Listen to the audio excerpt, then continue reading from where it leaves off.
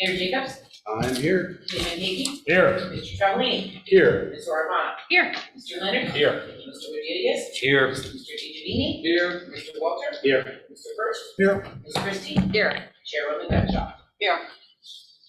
Adequate notice of this meeting of the Bedminster Township Land Use Board was filed with the Township Clerk, sent to the Bernardsville News and the Courier News, and to all subscribers, and posted at the Township Municipal Building, 1 Miller Lane, Bedminster, New Jersey, on January 6, 2023.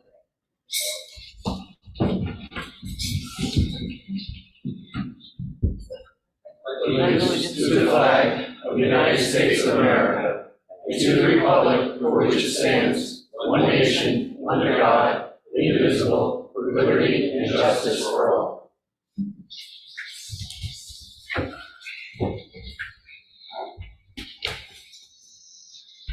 Okay, I'll open it up to the public. If anyone has anything that they would like to talk about that's not on the agenda. Yes?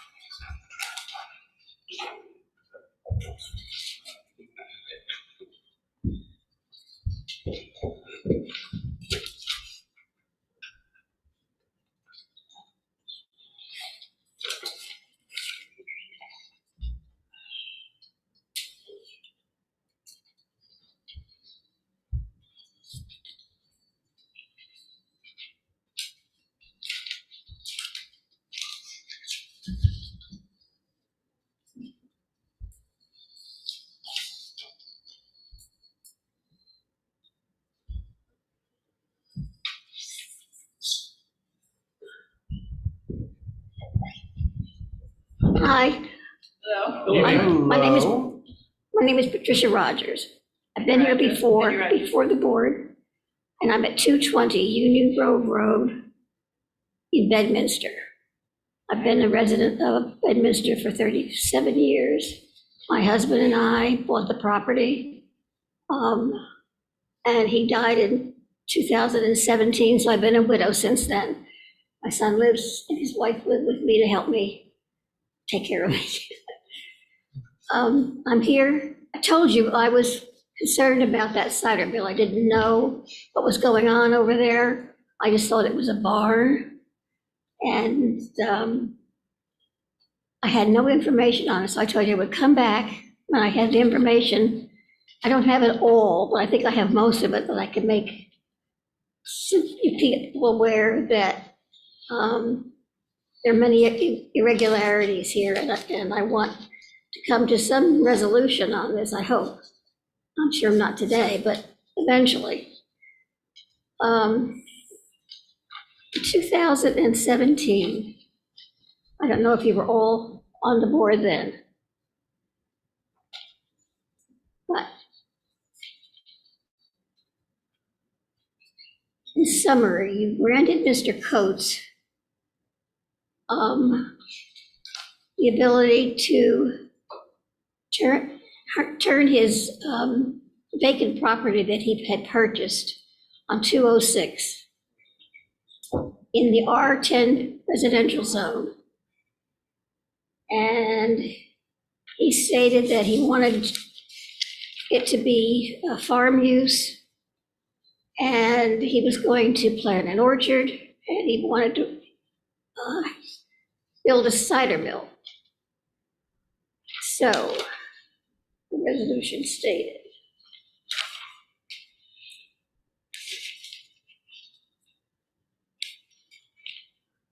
that even though it was not 10 acres, he bought two pieces of property. One was 6.5 acres, almost 7 acres, and another one that was just a little over an acre. And it's now 8 and some acres. That it was a desirable visual environment through a creative and well-planned, and this is your resolution, Land Use Board, desirable visual environment through a creative and well-planned development proposal for the subject property. The board also finds that the applicant and the required variance relief results in the furtherance of agriculture, residential, and recreational uses on the subject property, while simultaneously preserving open space. Furthermore, the board finds that the public health, safety, and general welfare are promoted by the application.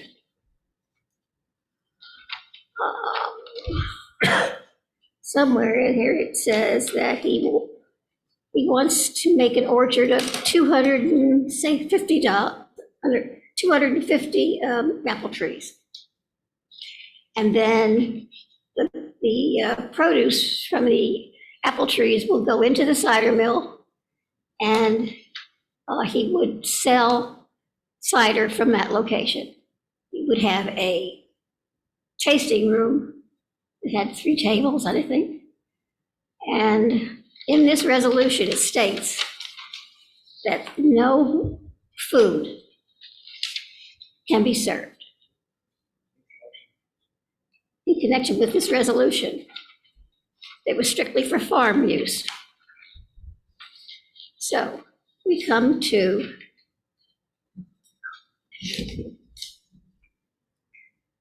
the resolution dated July the 1st, 2021. And in this resolution, we jump from, I couldn't see any resolutions in between. We jump from that to that there will be changes to the site since it was previously approved in 2017. And he explained, Mr. Coates, that as a result of the pandemic, the applicant's old farm orchards, also known as Burnt Mill Cider, had experienced significant customer growth because of its outdoor operations. And I don't see anything in here that says they can have outdoor operations, which if you go back to state law, they don't want that. Drinking. Right.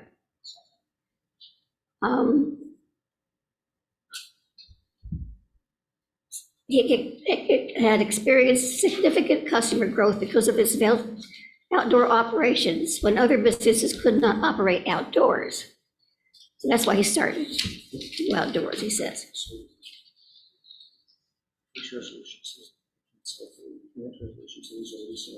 Right, so the first resolution said they can't sell food, and then this one says he's selling food already, yeah. Customers will drink their cider and eat food from a food truck. And they're going to enlarge, they have enlarged the patio area to provide for that. And they also have built a pergola to provide shade.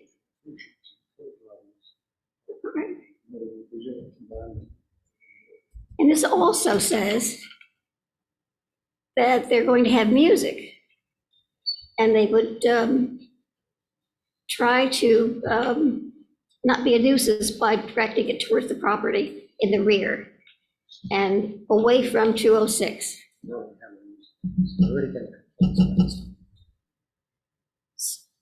So what I wanted to point out, first of all, is we jumped from a agricultural use to a business use. They are, and there's no orchard on the property. There's only a couple of apple trees, small. There's nowhere near 250 apple trees.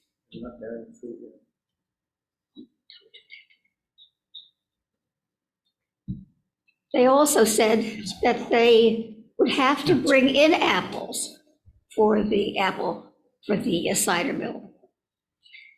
I don't know where, they didn't say where they were coming from. I thought it was going to be from that orchard that they were building. The resolution says that this was supposed to be to help the environment of the area, to promote general welfare. Well, to me, I can't understand how selling alcoholic beverages outdoors promotes general welfare. That loud music, some of it recorded, but most of it is bands are brought in, and it's amplified music, and floodlights, and they have the area that was supposed to be the orchard is for outdoor eating. They've got tables all over the place when people come.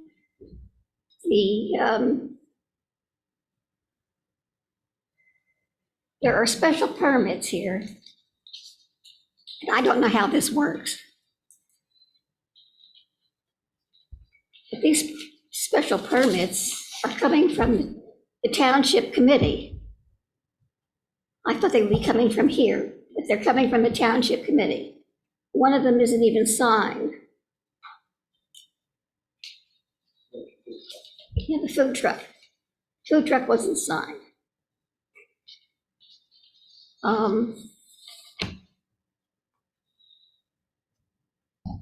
They got a special permit for live music, but this was pending the land use board application. That would be in the original resolution. It says that they can do this. They asked for special permission for 9 dates, 3 of which were organizations that were local.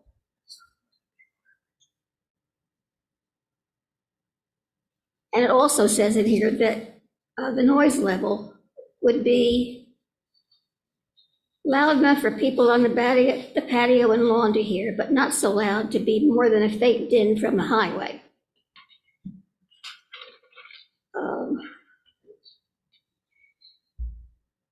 They've got, when they have these events, and it's like every night from Wednesday to Sunday and holidays, they have music, food trucks, porta potties.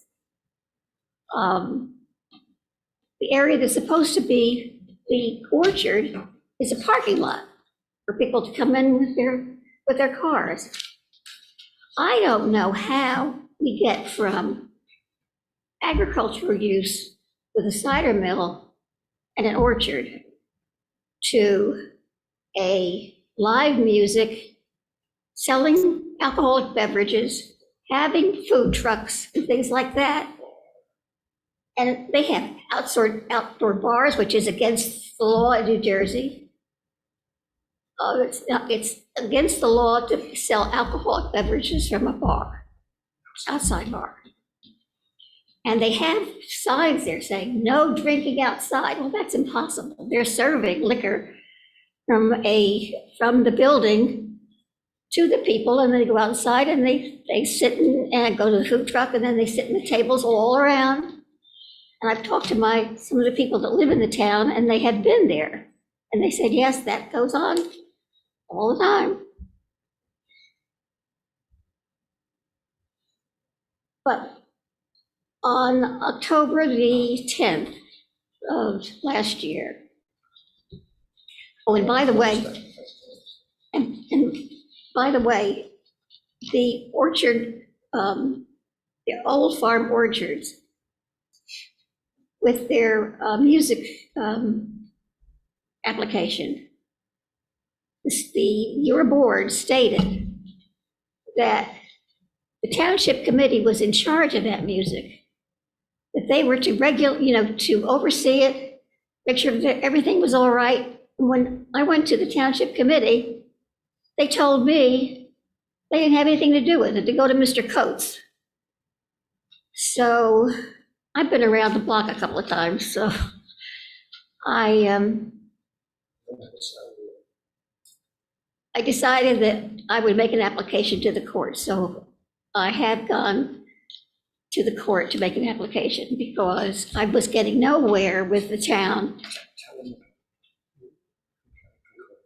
Okay, that's what I'm trying to do. on October the 10th, there was this, I was startled. It was so loud, I was startled. I was sitting in my living room watching television with the windows closed, the doors closed, and I hear this wham! And it was a rock band with singing at very loud drums. And it was on Columbus Day, which is a holiday, October the 10th. And they were supposed to have hours from 4 to 6 on holidays. They're not allowed to go on Monday, Tuesday, Monday or Tuesday. They have Wednesday, Thursday, Friday, Saturday, and Sunday that they could perform. We called, I didn't know where it was coming from. I called the police. They came to the door. They said that they had no control over it.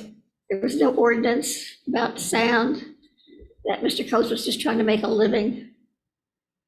And so then I came to the Township Committee and I asked for some relief. And they told me that there was no sound ordinance in Bedminster.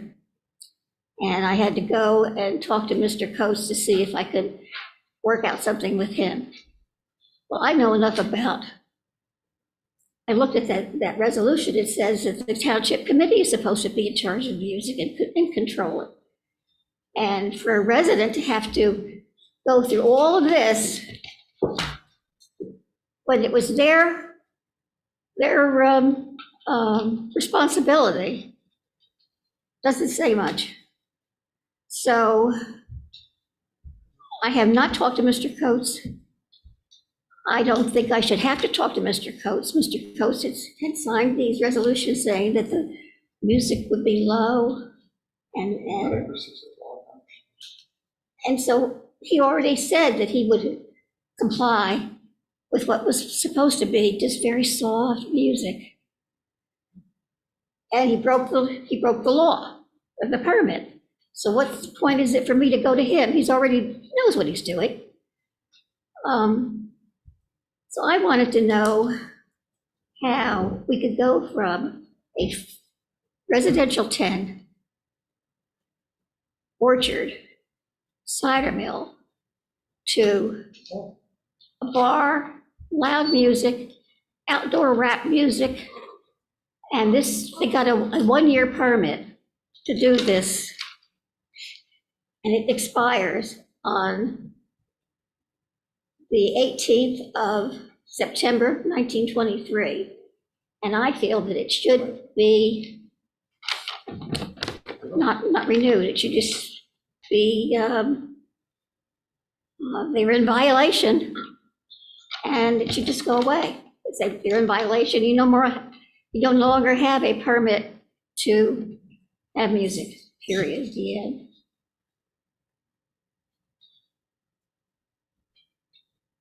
And it's being taxed as a agricultural. So I don't know what you want to do, if you could do anything about it. I would hope that I don't have to go to court. I mean, I could get a lot of other stuff than this. I'm hoping I don't have to. I'm 86 years old, and I have done things in these townships. I know how this works. I've worked with planning boards. I've worked with the Township Committee. And I've volunteered and worked on the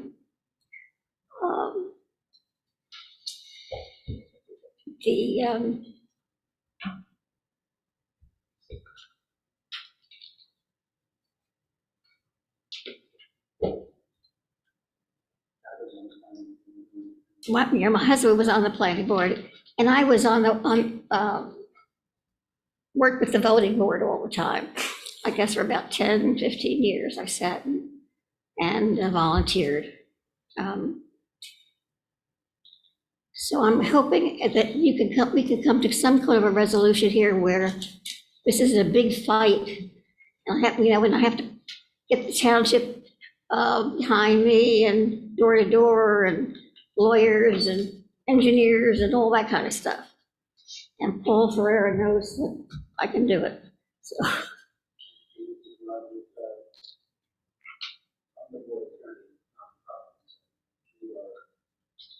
We are related. So that is that you have to take things for development. Work on this board does not have any jurisdiction to enforce our approvals or enforce. All right, so you're, The board does not have anything to for it that it can do. It doesn't even have the jurisdiction to answer questions about what you're asking about. It's not the services. so you're, You have a proceeding in this order, that's your right. That is the area where enforcement might take place. But that is just that case. So it's really not appropriate for the board to get involved in enforcement of the law. And certainly not to get involved with the case. well, what I was told,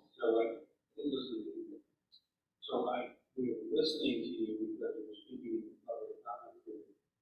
Technically, the board really has no jurisdiction. okay, That doesn't mean that we don't respect you. It doesn't mean that we don't appreciate your service. But if we don't have any jurisdiction, and that's a big deal. That means even if we said something, it doesn't mean that's how important that lack of jurisdiction. can I ask you a question? Yes, you may, but most of the answer is we don't appreciate it. I need information, I'm not trying to classify it. I understand. So a resolution is signed by the land use board. Now you're telling me that the land use board just wipes its hands of it? They don't look up? I said that way, you should take that. And it's very important that the board hears and decides cases. That's what it does, period. And that's what it did in two separate cases that we have read parts of to the board. The board has no further involvement after approval of the state.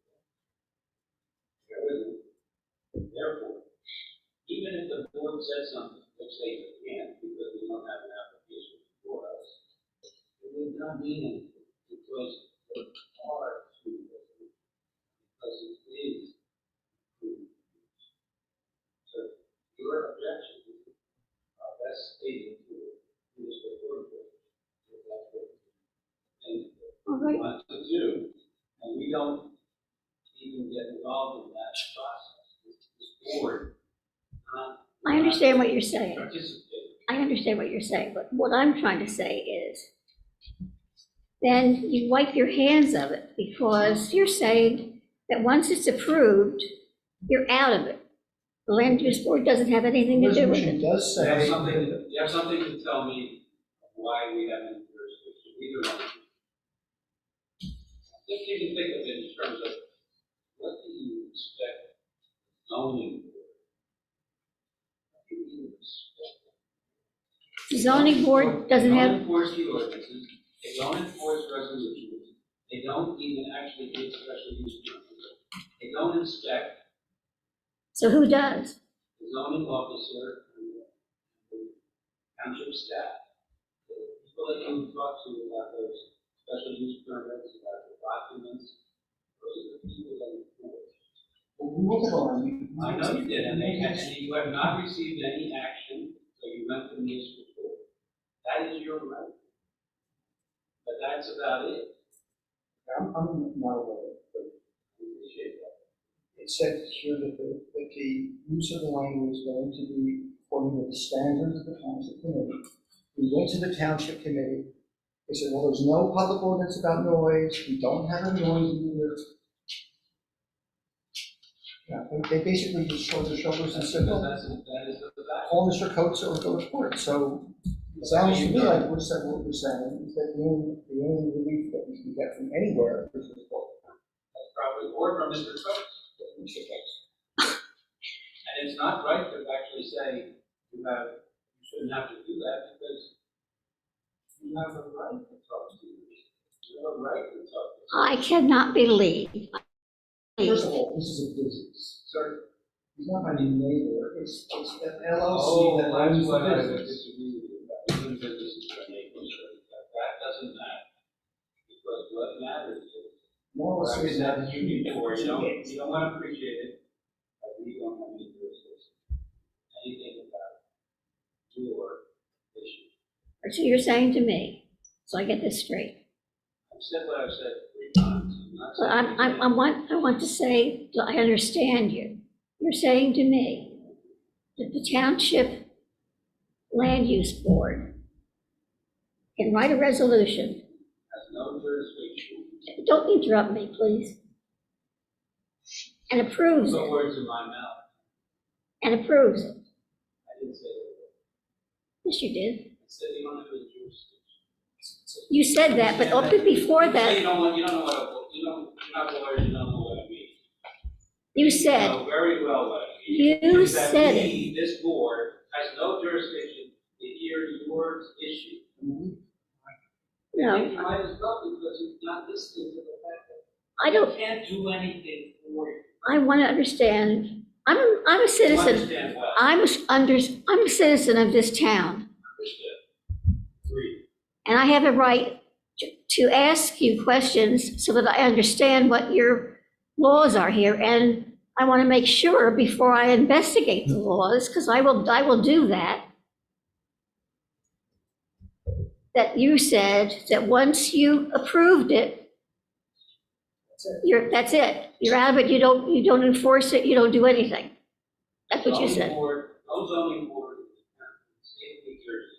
All right. No planning board in the state of New Jersey enforces the ordinance, So who does? the zoning officer. And that's it. That's it. And you, as a private attorney general, as well, in municipal court, as you are proceeding, and which we have no jurisdiction over, we don't have anything to do with, we can't direct the municipal judge. And you now know that. So thank you for sharing your concerns. but I'm still not finished. We don't have any jurisdiction. Well, you say you're not finished, but if you're listening, you're realizing that nothing this board is doing. Right. I request a transcript of this hearing from my testimony. Thank you. All right. If there will be a video recording, it's usually up within 24, 48 hours. It'll be on the website and you can access it then. There's no transcription of the words. Let's read the Yes, I can do that. Yes, I understand that. I've been through this before. That's true, Tom. Thank you for coming. Thank you. Janine, is there anyone online? No, there is not. No. I don't see anyone else in the public, so we will close the public portion. We have minutes to approve from January 5th. I'll make a motion to approve. Second. All in favor? Aye. Anyone opposed? I think everyone was here that night. I'm sorry, was that Jim and Jeff? Yes, Yeah. second, yeah.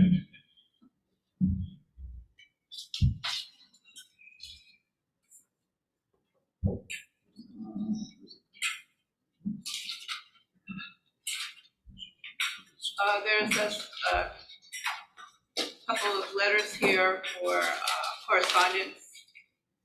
I don't think I need to read who they are. We have copies of them.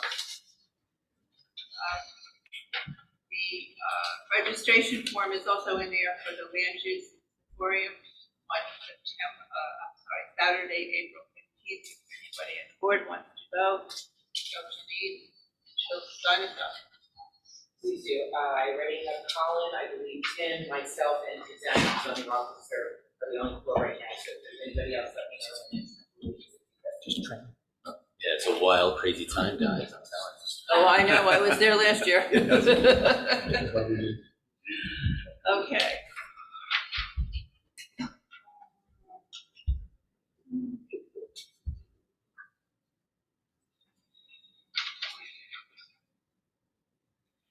Okay, we're going to, board discussion from our annual reports. So just real quick, I'm sorry, there's a section that should be taken for all of you. There are 3 things that came from Frank, which is memorandum. Okay. And some special topics, and then there's actually a diagram that we also included. Those are just basically things that we need. Frank, is that right, that will be helping us with our discussion? I agree. Well, a chart, yes, thank you. Oh, sure. Just before, That's a planner's diagram. There's a table. we, Not a real table. Columns and rows. we have set up a subcommittee for signage. We have 2 people from the Historic Commission. We have 2 of our board members are going to be on that, and 2 committee people. They are going to review signage and come back to us, I guess, with a report, and we can discuss that later. We're going to talk about the other issues rather than the signage. We'll keep that till last, after the subcommittee looks at it. We have Wendy Hickey and Sean Blinn from Historic. We have Lou DiGiovanni and Anna from the board. And we have Colin and Doug From TC. from Township Committee.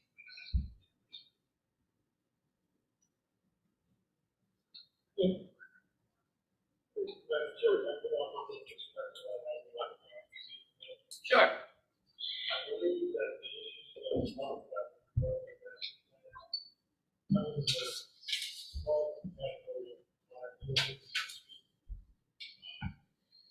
When we did the last examination, years ago,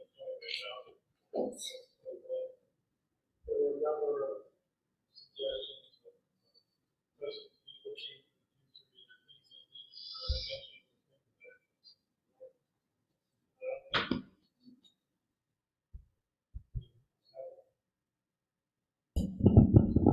There you go. Good job, Janine. Thank you. You got a secret button there. No wonder I look like a boob all these years. She's become this techie here. Thanks, Tom. Okay, I don't even need to get close to it now. Look at that. So what I would like to do is just remind you of a couple of the subject areas that we touched on in the re-exam, because I think if we're going to look into the master plan a little bit, we should start there and determine whether some of those things warrant further consideration or not before we get down into the weeds of those 5 items that were on the list that we know we're going to talk about tonight. And to try to make that a little bit painless for you, that 1-page memorandum dated today that has a subject line of the 2021 master plan re-examination key issues. Does everybody see that? It's always happily that we can report something like a couple of years ago, we said that maintaining viability of the office industry in Bedminster and particularly saving AT&T was a really important key objective. To have in a couple of years done what you've done in the meantime, amending both the master plan and the zoning ordinance and doing the excellent study that was with the county's help and those other consultants. I mean, knock that one out of the park, but the question is, what do we know about everything else? Because we've got an awful lot of other office spaces. We made some generalized comments back at the time, partly informed by studies by Jeffrey Otto and some others, that we were not so susceptible to loss of small office spaces in Pluckerman because of the size of them. We didn't have these big spaces where one tenant leaves and 100,000 square feet or more goes vacant. So I don't have a reason to think that we have a problem on the cusp here, but we are seeing where there is some resurgence, particularly in village-type areas in retail, and there is still a question mark around office. I think it would make sense for us to take stock of certain things so that we would look into what the types of office use are, what is occupied and what's not occupied, what kind of rental rates are being paid, have an understanding of who's there so that we know if changes are occurring, what's occurring and why, what kind of change is happening and where is it headed. And there are people in the business that, like George, that could answer a lot of these questions if we had a long-range conversation. I think getting the data under our belt as a starting point would really help us take what we've done with AT&T to a level that makes sense. And it's not going to be bring biotech to every little office space in town. It wouldn't make any sense at all. But I think it warrants some additional review. So I would suggest that we might, if the board thinks that merits consideration, that we might do a down and dirty backgrounder where we come up with some of that information and then we talk about what it means. Not so much come up with a plan right away, but come up with an understanding of the situation, and then maybe you don't need a plan. Maybe we'll just find out that that's not a big problem. The other thing is, in this heading of village vitality and cultural tourism, I think one of the big choices we need to make over time, our Bedminster policymakers need to make, relates to the extent to which you might want to invite cultural tourism, agritourism, all of those tourism sort of things that feed off of what you've got going in the countryside. And we've seen in the last number of years, we've seen proposals for things like a little inn with a farm-to-table restaurant.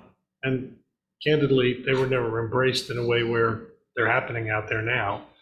And I think the question is, if we believe any of those tourism, one of the things that tourism is heralded for is it prizes exactly what we've been trying to say. People come for the experience of driving around Bedminster's countryside and going to whatever the places are they would be invited, the public would be invited to, and they might be farm related, they might be pick your own, who knows. But the real question is, does Bedminster feel that a priority should be developed around tourism, and from two different perspectives? Tourism in the villages, where lots of goods and services, most goods and services should be available and where there's lots of reason to think we want to attract people, or conversely in the countryside where there aren't many of those things now. It's a beautiful place to drive through and look around.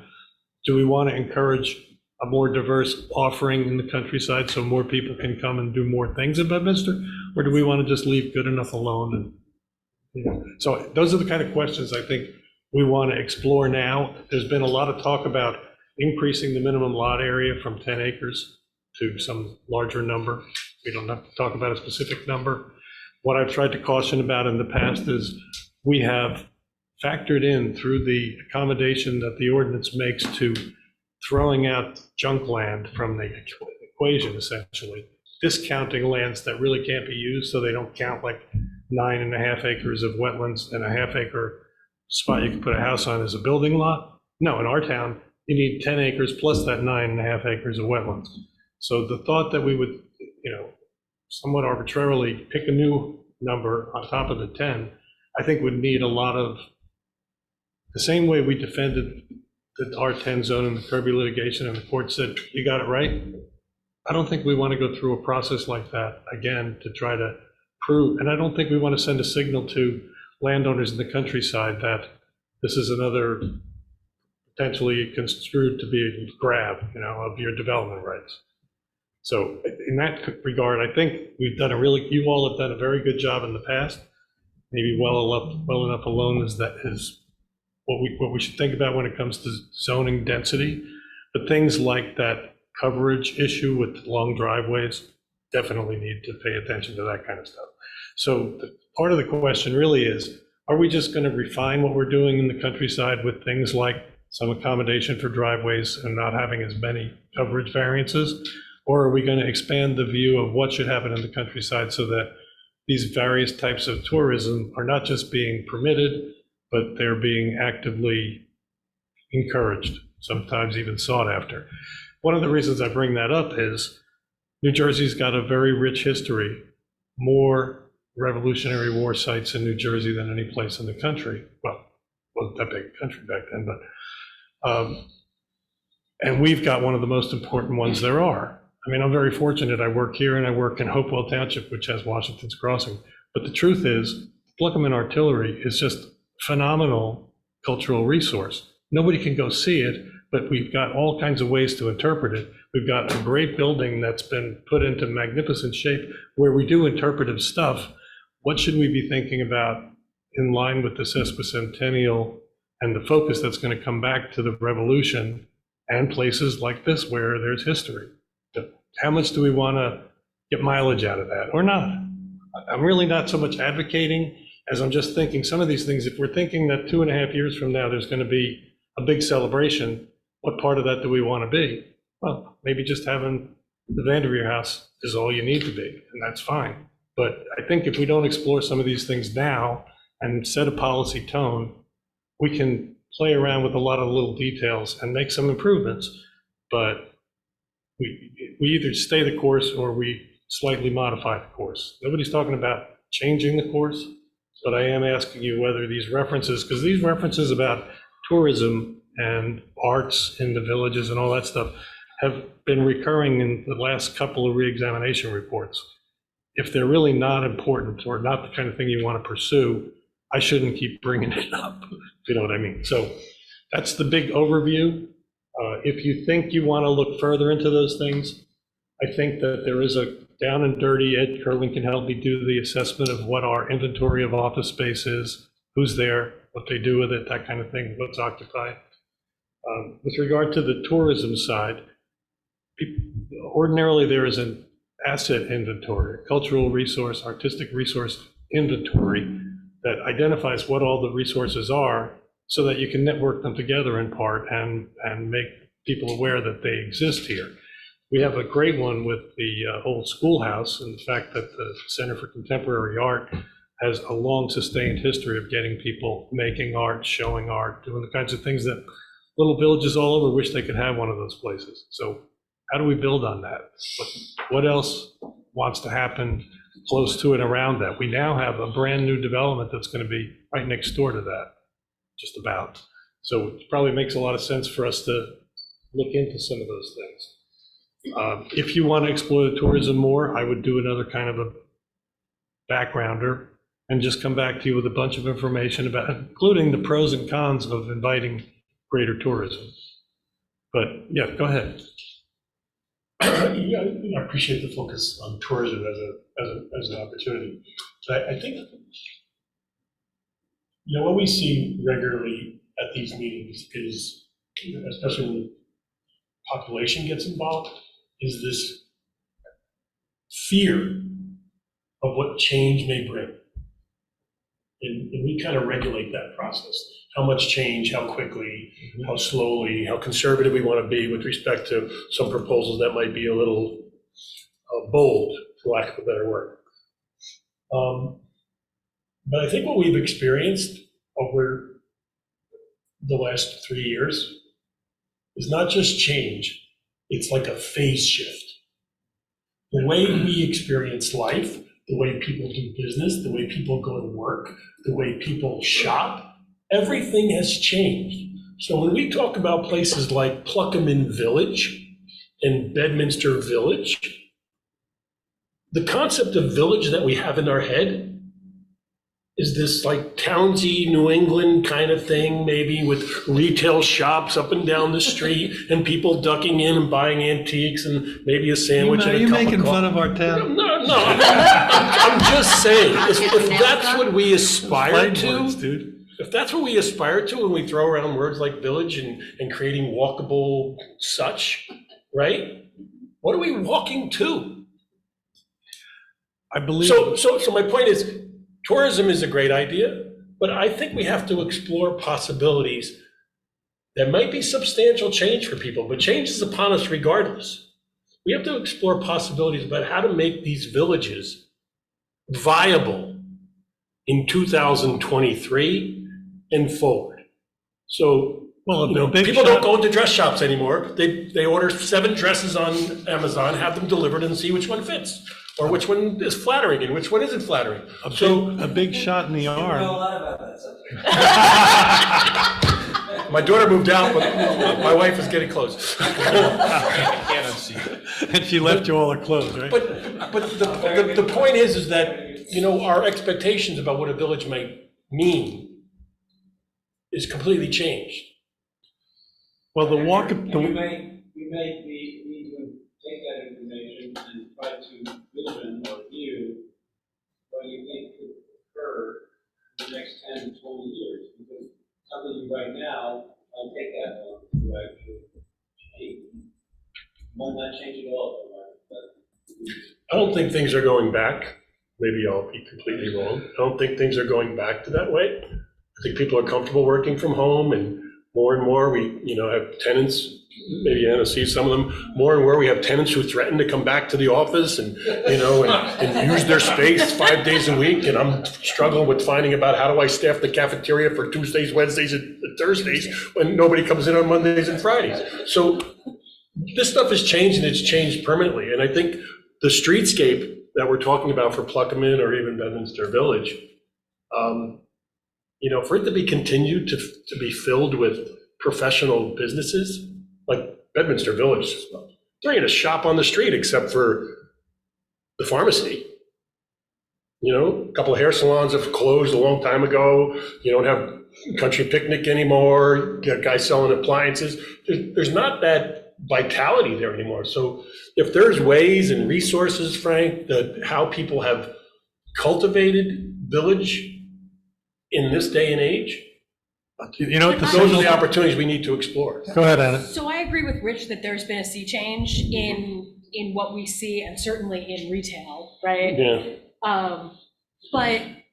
But village, to me, is less about the shopping and more about the community, right? And it's a place where you can go in Starbucks and run into somebody you know, or walk down the street and, you know, your kids run into the people they're in school with. It's about not going, you know, going to your office or sitting in your house on your Zoom call and being stuck in your own little universe. It's about interacting with your neighbors. It's about being part of the community. And so I don't know what that looks like in 15 or 20 years. Right. But I think the sort of things we talked about when we talked about the development on Burt Mills, you know, those sort of walkable spaces, being able to walk from, you know, the arts studio to, you know, Pluckman Inn or to the grocery store, or, right, like, and how we better connect those things. Right. And bring a couple more things sort of, you know, doesn't need to be shopping. Rich asked the question. Or office. I agree with everything you just said. Rich asked the The mayor just question. recognized me. But did he So, sign it? Rich, I think you make great points. And as you were talking, what came to mind was what happened in Somerville, if I remember correctly.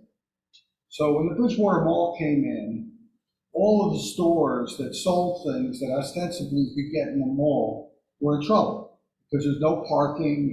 If there was parking, you had to pay for the parking. And now we have a similar problem, right? So I would say, I would start, in response to your question, which is a great question, I would start in one of two places. I would start, A, with things that you can't get online. And to quote my fellow board member here, you can't get your nails done online.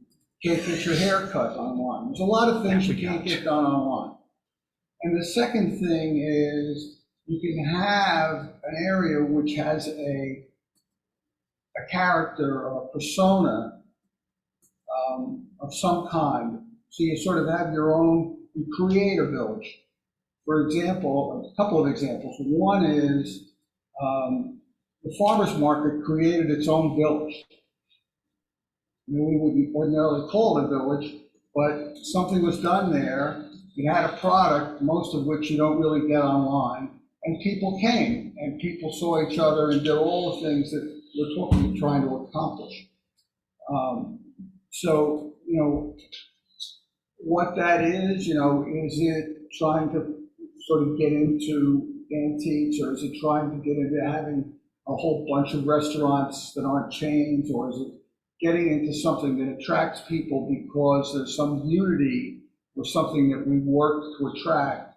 So Steve, That was exactly the kind that of was a things that I'm perfect talking setup, about because before. what the Yeah. towns that are trying to do what you're saying are doing, you're really saying curate your downtown. I'm sorry, Jory, yeah. I'm sorry, Get the yeah. stuff that's going to bring people out and that's going to make them want to walk around.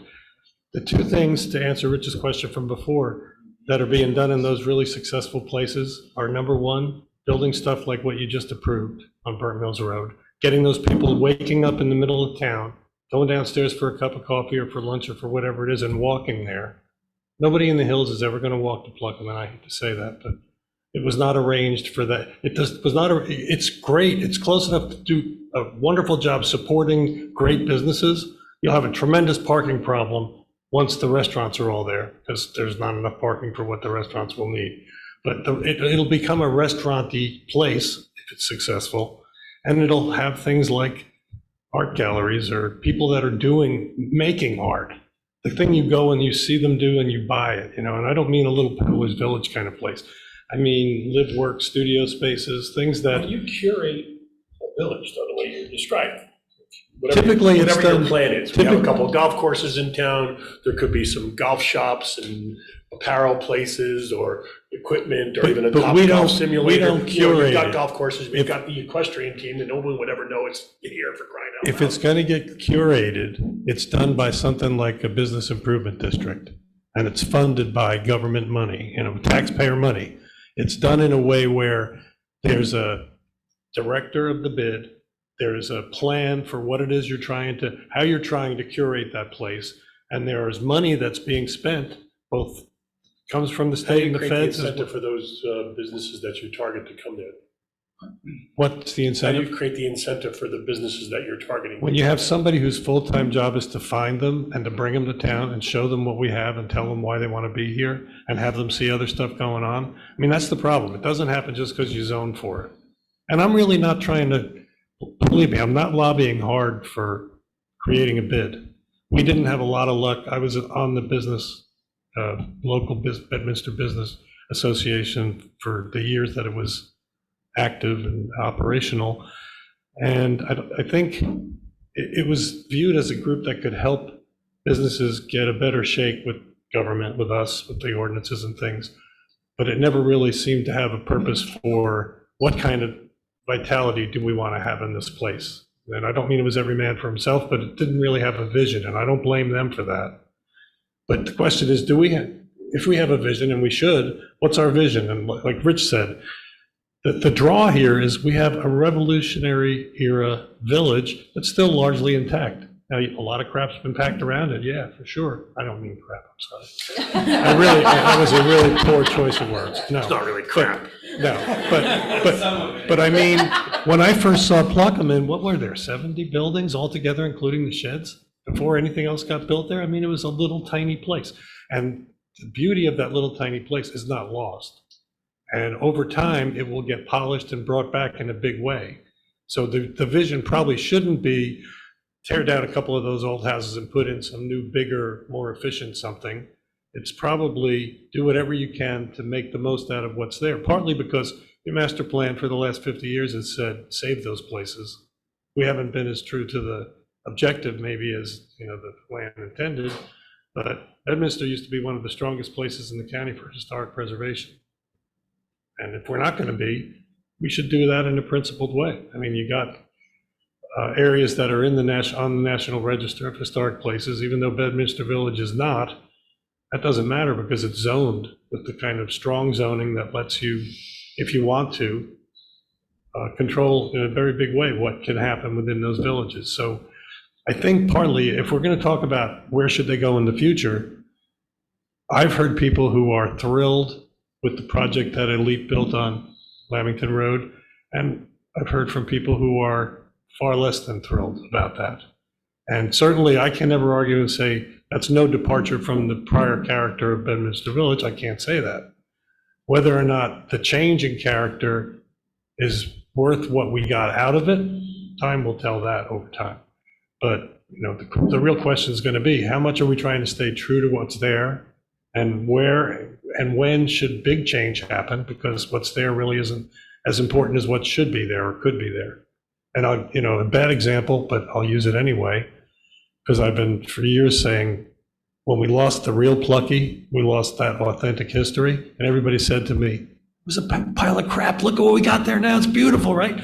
And it is. I don't debate that. It also breaks every rule about what you do in a historic district, because it looks just like it could have been built 100 years ago, 150 years ago, and it wasn't.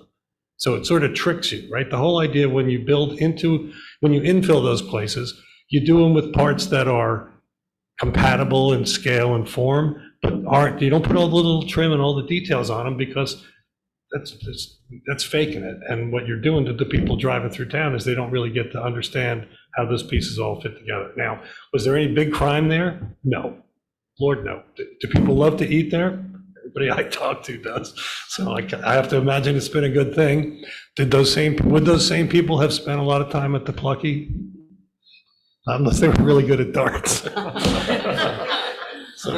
So we're choosing the character that the next generations are going to live with because of choices you're making now. And I just think when we talk about some of those details, and I'll shut up and we can talk about those details next, let's not lose sight of this big picture, so that if any of this resonates with you where you say, geez, we better follow up on that, let's talk more about it. We don't have to do it right now.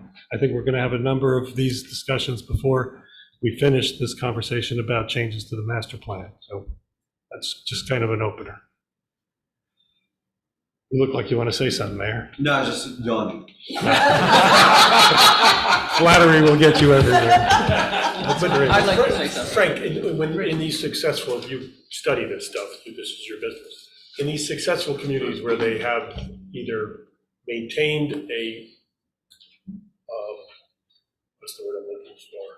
A vibrant village over the years, regardless of changes with malls coming into the equation, highways being built, what have you. Those places that have maintained, the viability of their village neighborhoods, and the street front, whatever you want to call it, the walkability of their towns.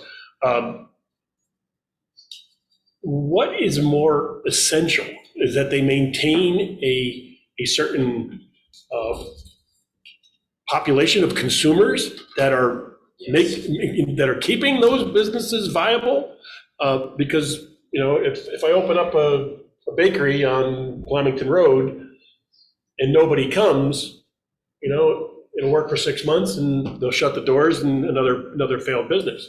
But if I open up a bakery where there's now 80 new people living right next door, who maybe have a little bit more of a transitional lifestyle where they're coming and going and things like that bakery is a little bit more viable on the way out. Again, I'm talking anecdotally here, but it's like we can't foster the retail without being thoughtful about the residential. Now, I know we don't want to introduce a lot of residential development. We've satisfied our problems and for now, but there's more coming, right? But I think that what makes KRE viable is the fact that they've got residential development there. Mm-hmm.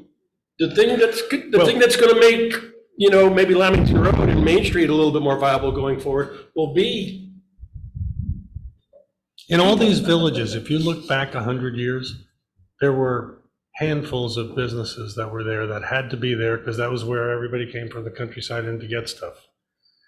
But largely, they were residential. Those were houses. If there was a part of a house being used as some part of a business, that might happen a lot. But generally speaking, you had a residential hub that was the highest density part of your town. Both Pluckerman and Bedminster have had their residential character of those buildings eviscerated. They've all been converted to other things over time. And so even the second floor apartments that used to be eyes on the street at night, at least you'd have somebody there.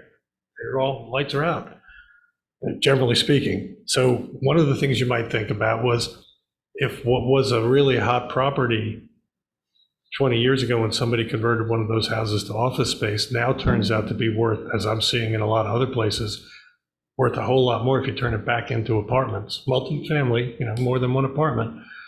Is that a way that would be good to bring people back into town as opposed to building lots of big new buildings? Wouldn't get a lot of them at a time, but you'd put those families or those individuals back into that environment where they're part of the streetscape. They walk out of there onto the sidewalk. I don't know. So what's interesting is, and one of the things that I'd asked Frank probably about 2 weeks ago is driving down and see what the status of Primrose was, cutting back through KRE, through the bank and coming back up through Pluckman to get back up to 287. Sidewalk connection within Pluckman and connecting to whether it's KRE, which will be improved, but also obviously the connections to the hills is horrible. It's horrible, right? So a lot of clients that I've worked with, use the phrase retail follows rooftops, rooftops being residential. And if you want that, and this is primarily voiced in urban areas and certainly for dense suburban areas, if you want that street life, you need the resi there. The alternative is to look at Chester, which has a quasi-village mall, very nice building that Paul's offices are in, and you've got parking. There's no tremendous residential density in Chester Borough, but they've got parking. We don't have parking.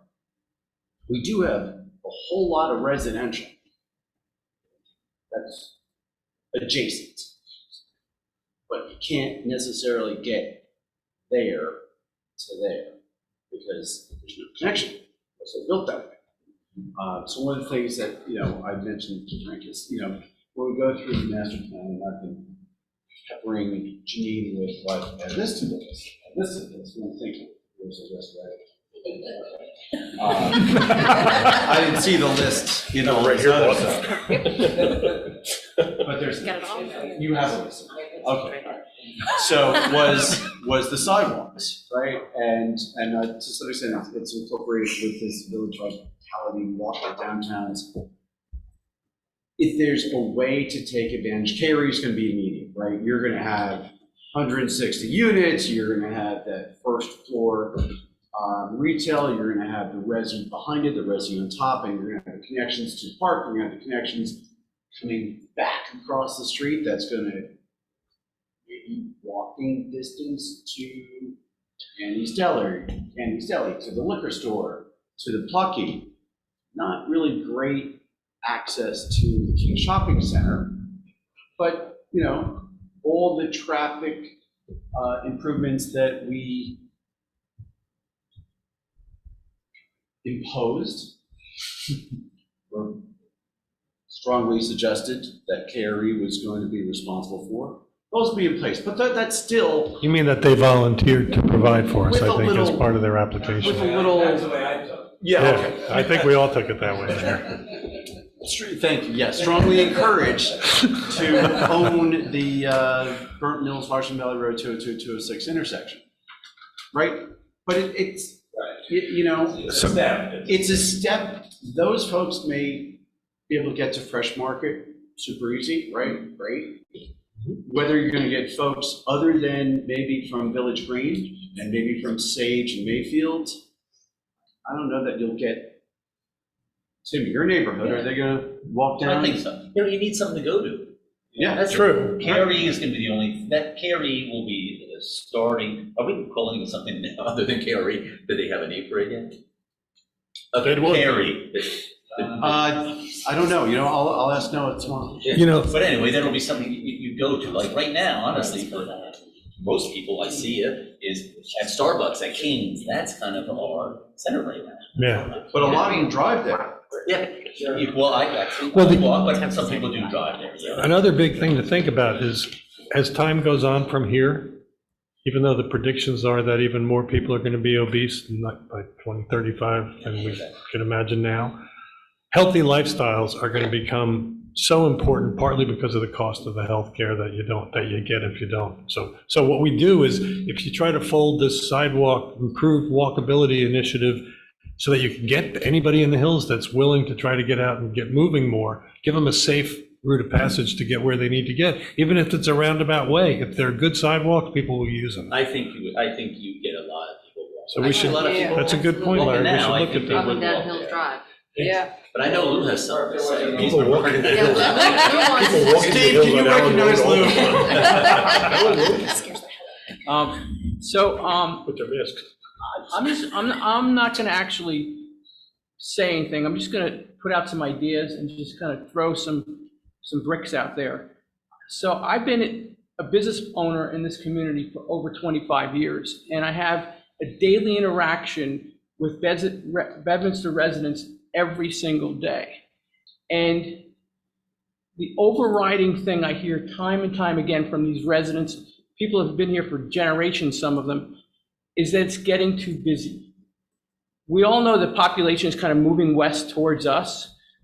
Developers want to keep moving towards us. 206 corridor has gotten worse and worse over the years. And the general consensus of people I run into in town is that the KRE thing is too big, too much. The Lamington Road one's too much, too big.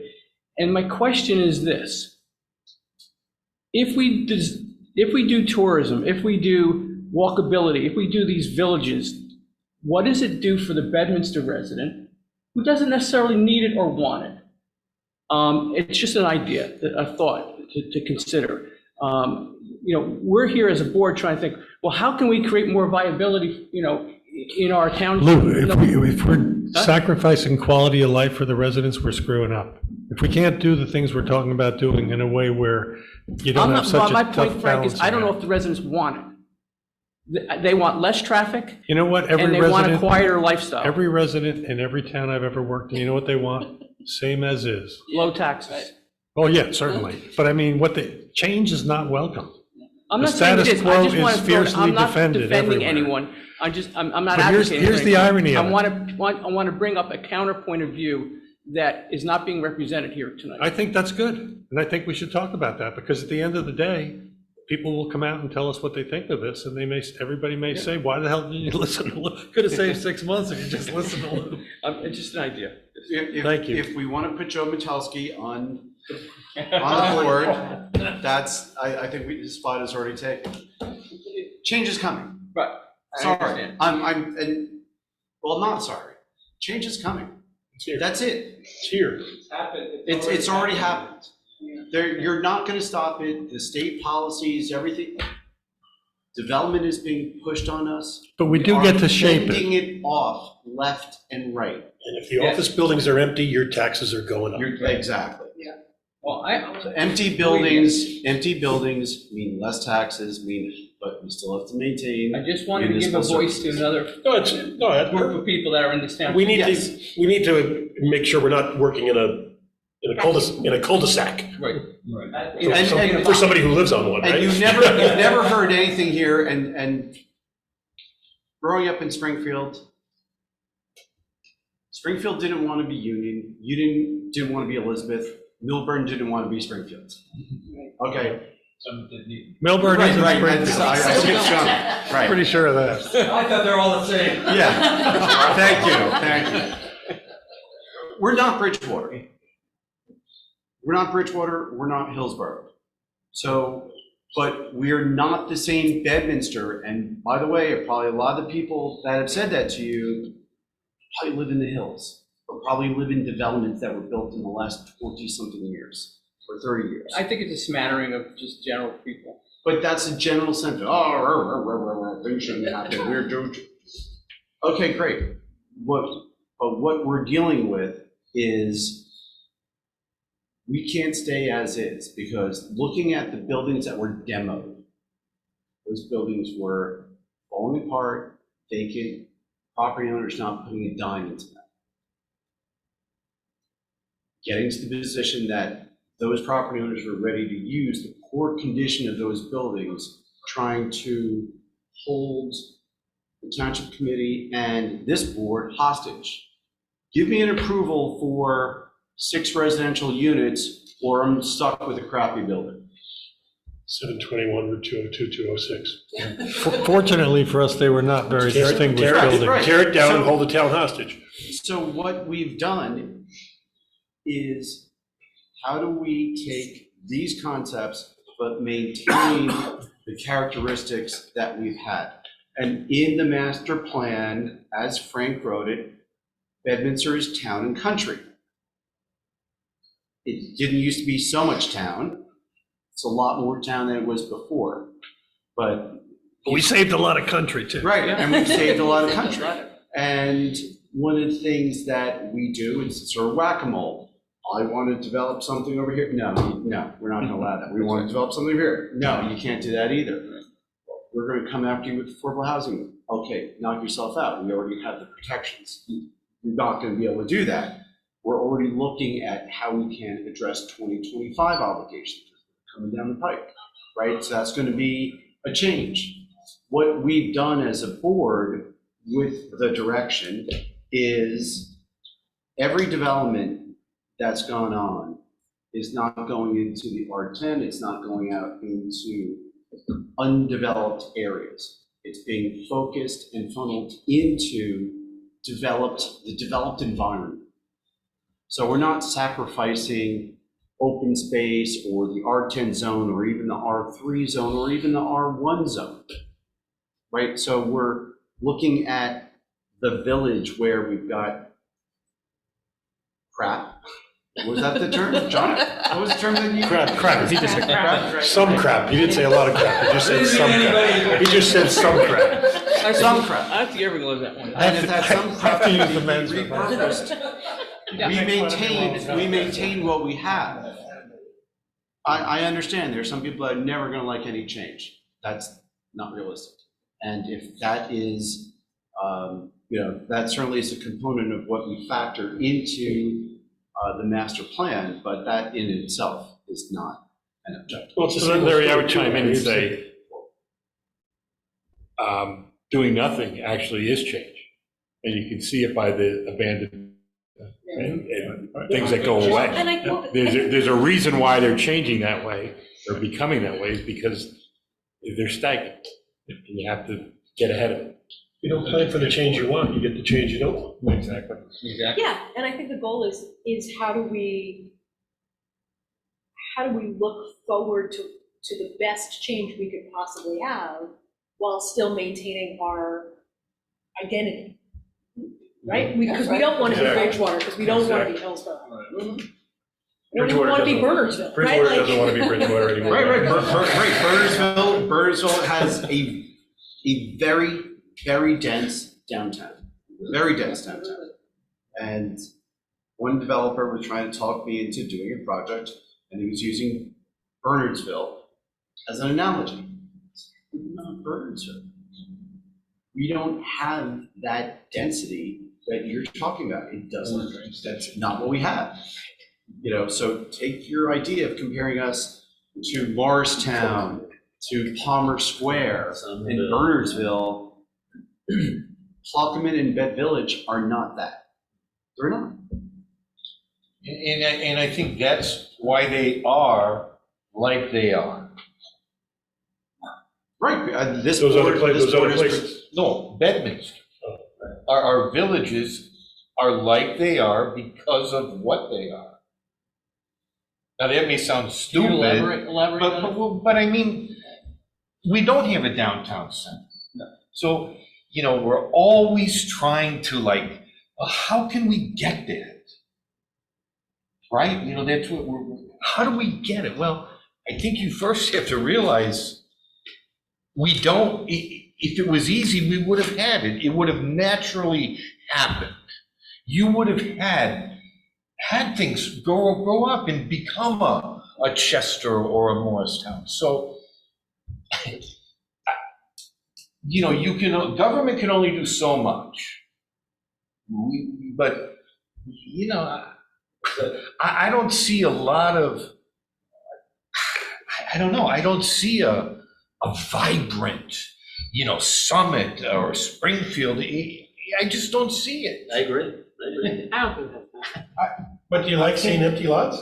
You have a very different spectrum of things. You've got empty lots in Bedminster. You don't necessarily want. We didn't always have empty lots. No, you didn't. but you had a different economy and a different world that was going on. If you look at Burnesville, Burnesville was built up with buildings right on top of each other, next to each other. Chester Borough is far more dense than Burnesville is, on Main Street. It just is.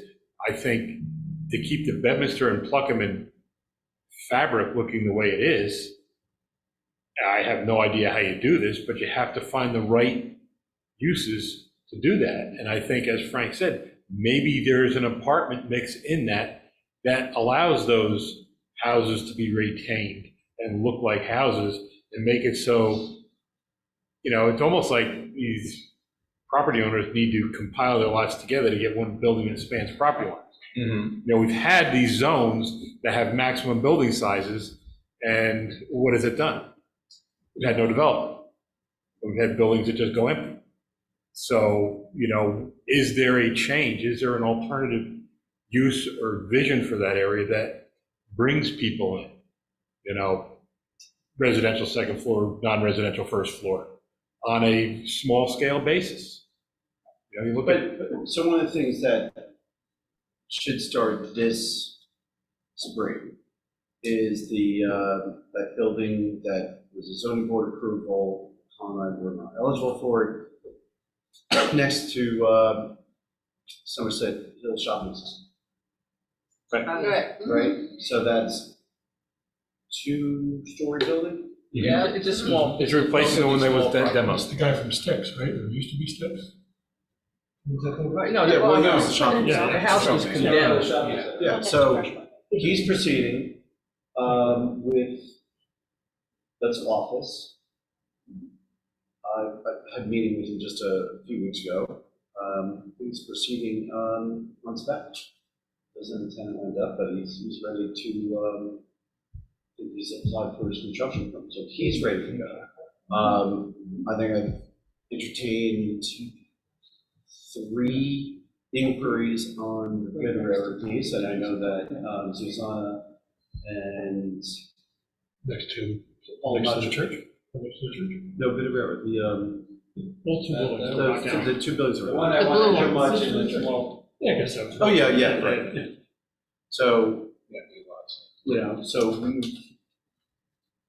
of course, everyone is reaching for, can I put in 8 residential units there? Can I put in 8 units, right? And, well, it was denied for 6. Yeah. So I don't think you're gonna get 8. Forget about 8, forget about 6. Yeah. The answer might be 2.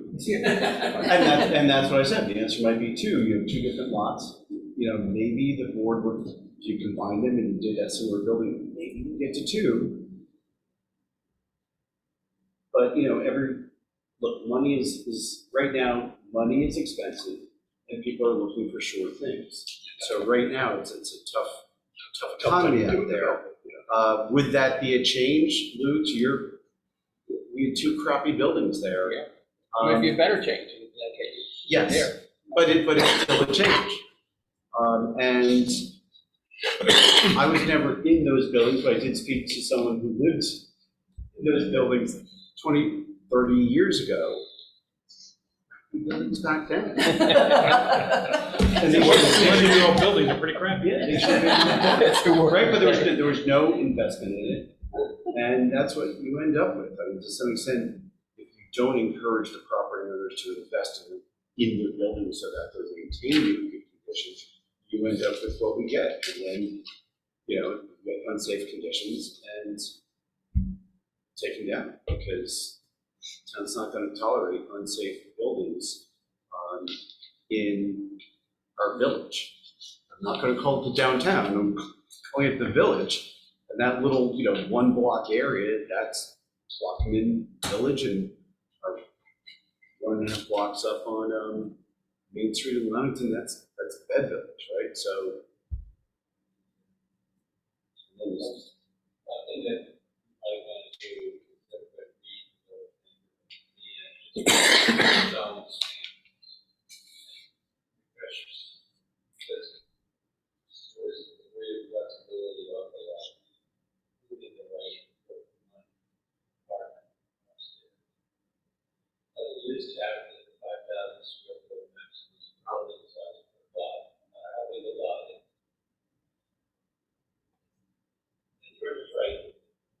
only gonna do it, the market is gonna do it, even if it's only for something that's way in the middle of it.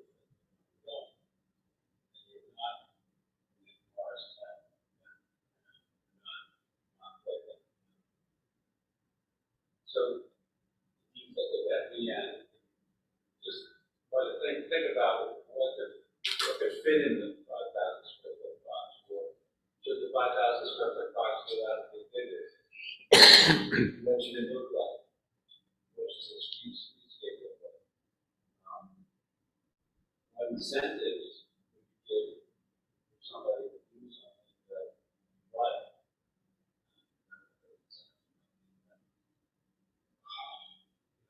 It's not, I don't propose that this is a solution, but you might say, what about 2 units upstairs? Or what about it? It's hard to have units in the whole building, so that's why you see things like that. Separate doors, all kinds of crazy architecture just not elevated. So, what do you think? And I think you make a very good point, all of you make a great point about it. Prior markets, last few years, changes, sea change for the world.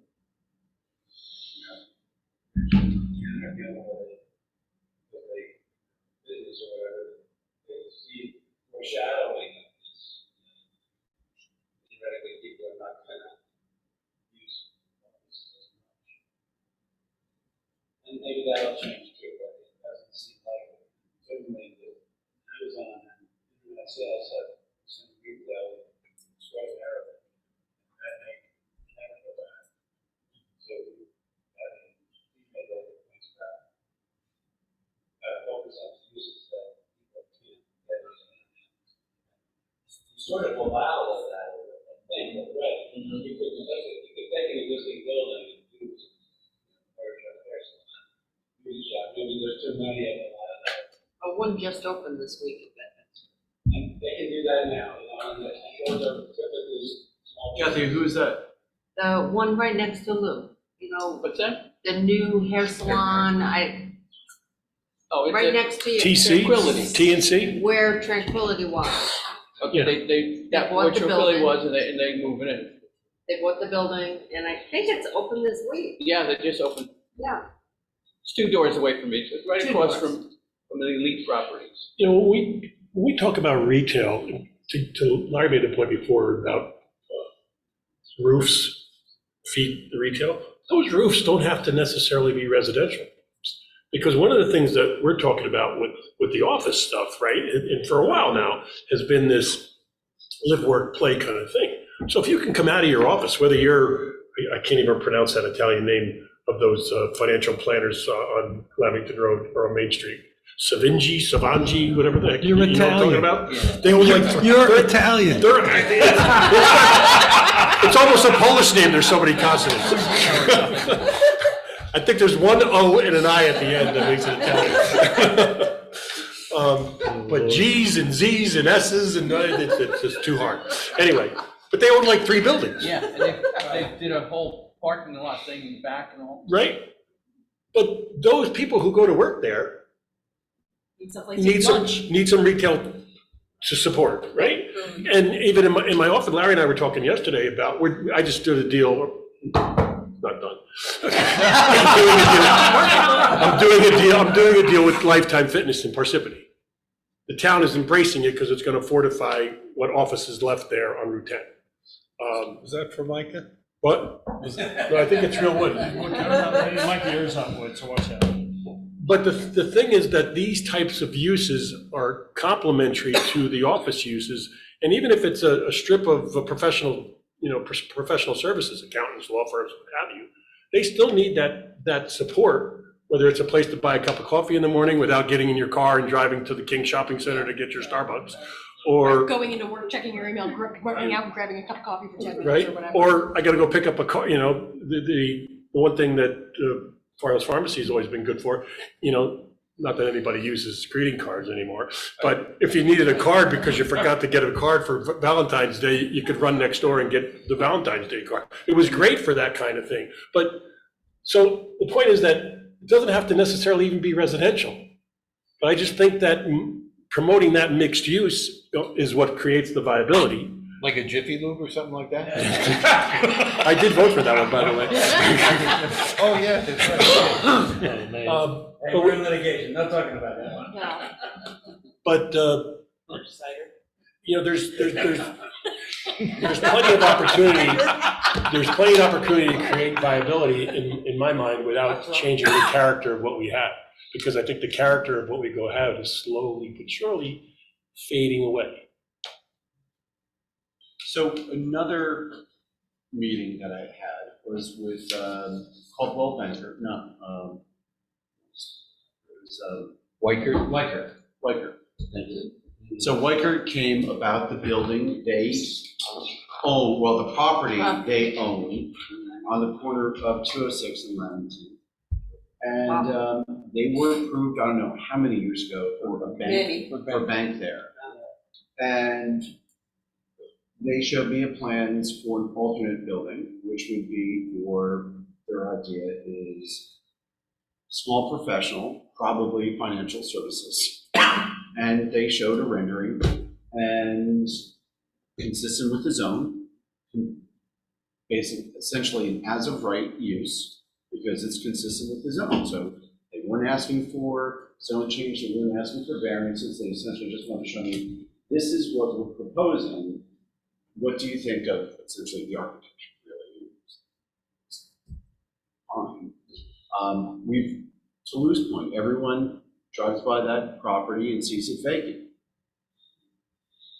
There's split trunk tree. And with the split, right, with the tree that's half down. When they go to build it, oh my God, It's gonna, like, how did that get there?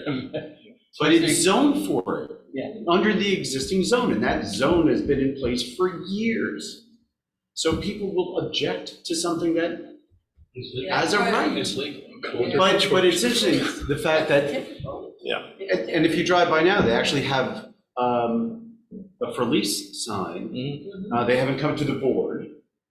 And, you know, I asked them, would you come to the board? And they said, well, we want to float the market first and see if there's any appetite, and then we would proceed with the application, which I understand from a business standpoint. I don't know if what the appetite is there, but to Rich's point, that is, you know, a small building, professional services, people come in and out, and yeah, they'll need a place to get pizza. That's right, they need, that's the point, they need to be able to walk someplace and get a cup of coffee, maybe get a donut or whatever, and be able to have lunch, I mean, go out. I mean. Right, And get the oil change, and get the oil change, George. There you go, Rich. But you gotta be able to walk. Yeah, right, so people will drive for lunch, but if stuff is nearby, they'll go there. Absolutely. Well, to Larry's now, as point, somebody who's got an office in Chester, on Main Street, in one of those little buildings. You drive. Well, I eat my lunch in my car every day, and I drive from one place to the next, so I don't count. But I look at my employees, there is a percentage of them that will walk and get lunch. One guy who has a bicycle in the office, he takes his bike to go to lunch. Everybody else will drive. What percentage? What percentage? Do not drive. A third, a quarter, 10%? 5%? Yeah. That's all it was. Even though they could. Even though they can. And how many, and you are what, 2 long blocks essentially to Chester, to the shopping area? It's probably I'm very concerned about their carbon footprint over there. it's a 10-minute walk to the shop right. Okay. to Larry's point, I work in Bedminster Village for 25 years. I have 22 employees, and we have a minimum of 30 patients per day in each office, coming and going. And unless you want a slice of pizza or eat a quick check sandwich, you starve in Bedminster Village. That's right. There's just nowhere to There's eat, nowhere to nowhere to eat. go, nowhere to walk to. Now, So- in Chester, you know, I've got a Mexican restaurant diagonally across the street. There's a sub shop diagonally across the I wish we had that. street. There's, And you don't walk there's there? tons of restaurants. Well, he only gives a 15-minute lunch break, that's the problem. Now, I was gonna take a note from my brother who said that, and what he does in his company, is there is no lunch break. He buys everybody lunch. Oh, yeah. Does You do that? What's that? Will you do that? I won't do that. Who does that? My brother. Keep them in place. Yeah. Now, that's in McLean, Virginia, where, you know, there's a gazillion places within 2 minutes. But, Yeah, but it's just, probably a $20 right, lunch. let's go back. We don't necessarily want to have No, gazillion places. yeah, but what I'm trying to say is, don't oversell how many people are gonna walk to lunch. Right. You know, So it's very, how guys, often, they how will often do you drive. guys go to Bedminster Pizza? Well, since we've all been working there for 20 years plus, almost never now. Really? It's the 'Cause same you're just yeah, done. done with that pizza, yeah. And Delicious Heights, just, It's too much, Too too much. time Too long. consuming, too Yeah. expensive for a lunch. You know, my people do go out, and probably 50% of them go out and grab something for lunch, but they're almost always driving. Did they walk to Country Picnic when it was open? No, it's not, Or there's no does it do? sidewalks Yeah, good way to on walk. Somerville Road, Right. them to walk to. And from Lymanton Road, they did occasionally. Oh, that reminds me. The first thing I ever got involved in this town, 1994, was I couldn't believe that my kids had to take a bus Well, we know to that. Bedminster School, right? Yeah, we went through that. Right, we had this bus thing, and there was somebody at a meeting one time that said, if you want sidewalks, why didn't you move to Chatham? Don Cross said that. Don Cross said that. Yes. I was there. You were there? We walk everywhere? I mean, do we all walk You everywhere? don't want Do sidewalks. we walk here? Are we all walk? But the idea that my kids But we couldn't assume everyone else walk to is gonna school, Tim, They they couldn't. couldn't walk to school because there's no safe way to walk to Still school. can't. Okay, so that might be a sidewalk issue, but we're thinking about, No, a but- walkable town, a walkable village. I mean, I walk every day, but not to go to King's. Sometimes you're in a hurry. I'm gonna run down there, get my food. I don't want to have to carry it all back, my dry cleaning and stuff. I can walk down and do it. I gotta drive down. I mean, it's nice to have a little bit of that town center. Now, do you have an electric car too, right? I do. Yeah, so you don't worry about your carbon footprint when you get your car. I don't believe that. But, Okay. I don't know. You have an electric car too? That's why you drive it all the time. No, he drives it all the time because he can't help himself. As long as our retail, as long as it's vibrant, people are in there and we have a tax base, isn't that the important thing? I mean, listen, we have so many nail salons, we have so many, yeah, I get it. Tim, let me say this, because this is a tough question, and I think we could talk about it all night, and I'm not trying to make that happen. Thank you. If you look at a place like,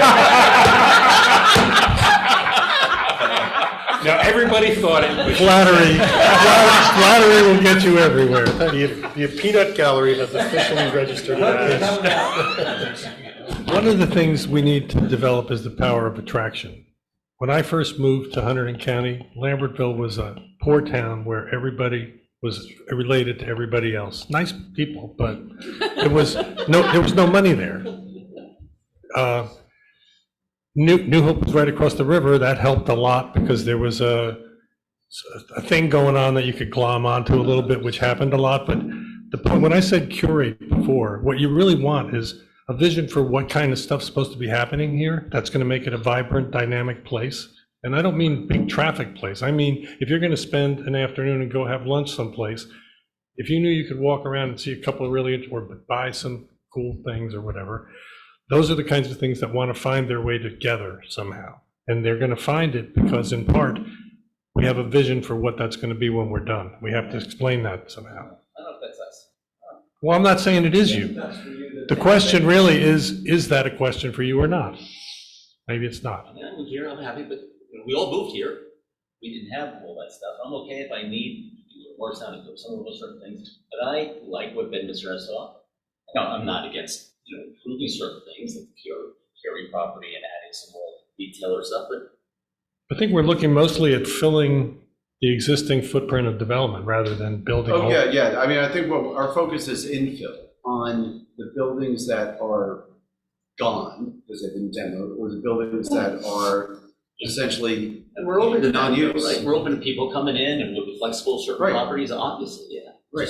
But is there How do you anything that we track can that? do from a planning perspective that would put those properties into use? You know, for example, come back to the Vidrera site. So was it 4 or 6 that was denied?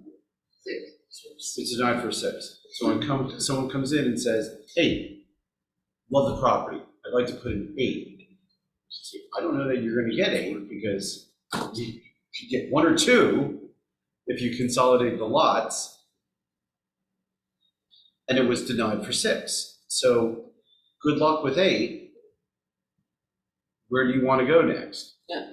Right? We're open to that. Right, you Open to could, discussion. so you can make an application, but it was denied for 6. So proceed at your own risk, right? Someone wanted to put a Taco Bell in there The drive-through? with a drive-through. No. Right, so when I say That's a it's no. whack-a-mole from my job as mayor, Right. I've got a great idea for you. Well, that's why you're here and we're here. We're better. That's why we're here. But to your point, Tim, when I moved here 28 years ago, there weren't vacant lots spattered throughout. Yeah, almost no vacant lots. There were no vacant lots. You know, and people were talking about intensifying some of the lots that we had because they were so limited. Lou, for example, had a little residence behind the pharmacy where he had his first business. You know, we were intensifying lots because there weren't enough lots to do the things we have to do. So I'm just saying that the trend is going in a different direction because of the sea change we're talking about. And again, if we don't plan for what we want, we're gonna get some lump of crap that we don't want. And He pointed at I'm you. okay with that. Finding It's all things your that fault, John. have symbiotic relationships, right? Because standalone businesses are hard to support, right? You look at the stats on retail in general, like they go out of business fast.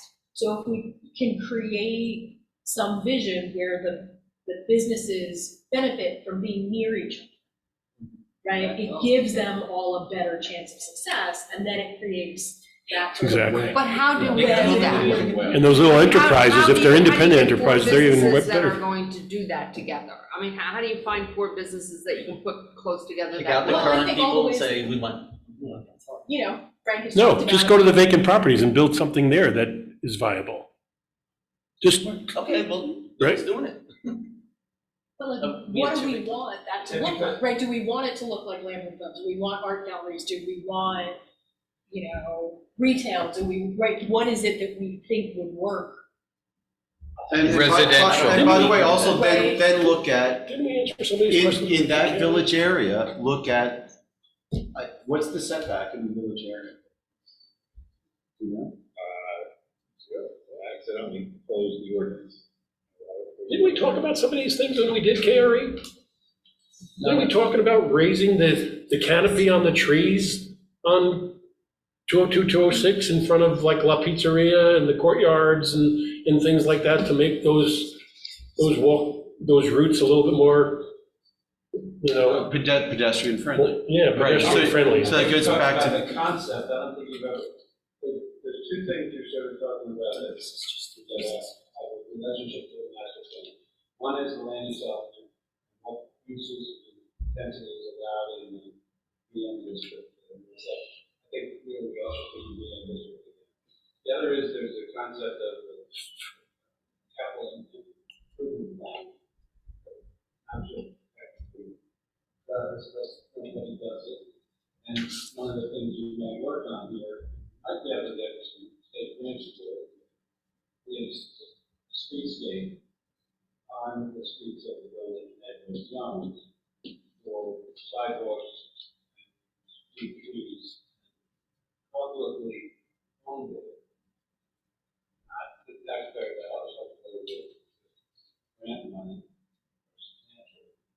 to create a streetscape that uniform those streets that you want it to be on. I don't think it's going to go to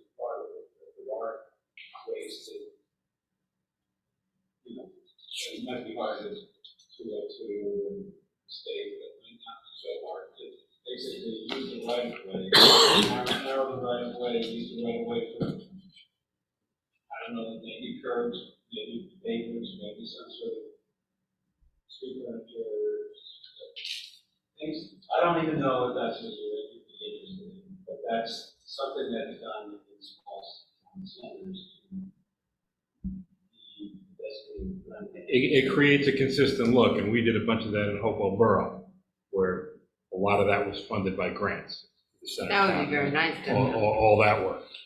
But to answer Larry's question, in the VN zone, the front yard for residential uses is 15 feet. For non-residential uses is 30 feet. And I have no idea what a mixed use is. How about side yard? Side yard is. How many pre-existing 10 feet non-conforming uses for a house? 15 for non-residential. So think about 15 feet for non-res. So if you're in Pluckman, in the Pluckman Center, if you have a 15-foot setback, that means there's 30 feet between structures if they're going in and they're not already grandfathered in. But the front yard provisions are not, they are 15 and 30, like Paul said, but it also says, or the average of the nearest, whichever is less. So if they were all right on the property line in a row, then you could put it right on the property line under the yard. Yeah, no, I'm actually, my question was more about the side yard, because I'm coming back to Anna's question all right, is there anything you can do to encourage that type of development, right? If no one's going to touch that piece of property because it's, I need 15 feet on either side, because I'm going to be, non-res or. Yeah, it's a 90-foot lot width thing. Yeah. So a 90-foot lot width, and you're losing 30 to, you're losing 30. I think the real cap on those lots and buildings is 5,000. You got the 5,000 square. It's an absolute cap. No structure can be greater than that. The lots, same cap. It's a little unusual, but it is something that has been started in those two districts for more than 20 years. But you haven't seen buildings turn over like the position we're in now. So the economy has changed, the working model has changed, models have changed. So Larry, If that doesn't work, the then. VN zone and the VN2 zone have always generally been, and Paul could probably say this, extremely restricted. When you start looking at lot coverage, FAR, impervious coverage, and the side yard setbacks and the 5,000, it is very prohibitive to buy a property in Bedminster Village neighborhood area unless it's owner occupied. It's almost impossible to buy it as an investment because you can't charge enough rent to make that small little building pay for itself. So that's something. Or even put the parking that you need on the site. And So that's why you look up and down the street, they're owner occupied, wealth advisors, dentists, and so on and so forth, because they're the only people who can make it work. Understood, and I think it's, That's back interesting. to Anna's point, which is, if we've exhausted that market, how do you make these buildings workable? And change the zoning a little bit. Change the zoning a little bit. You just said don't change anything.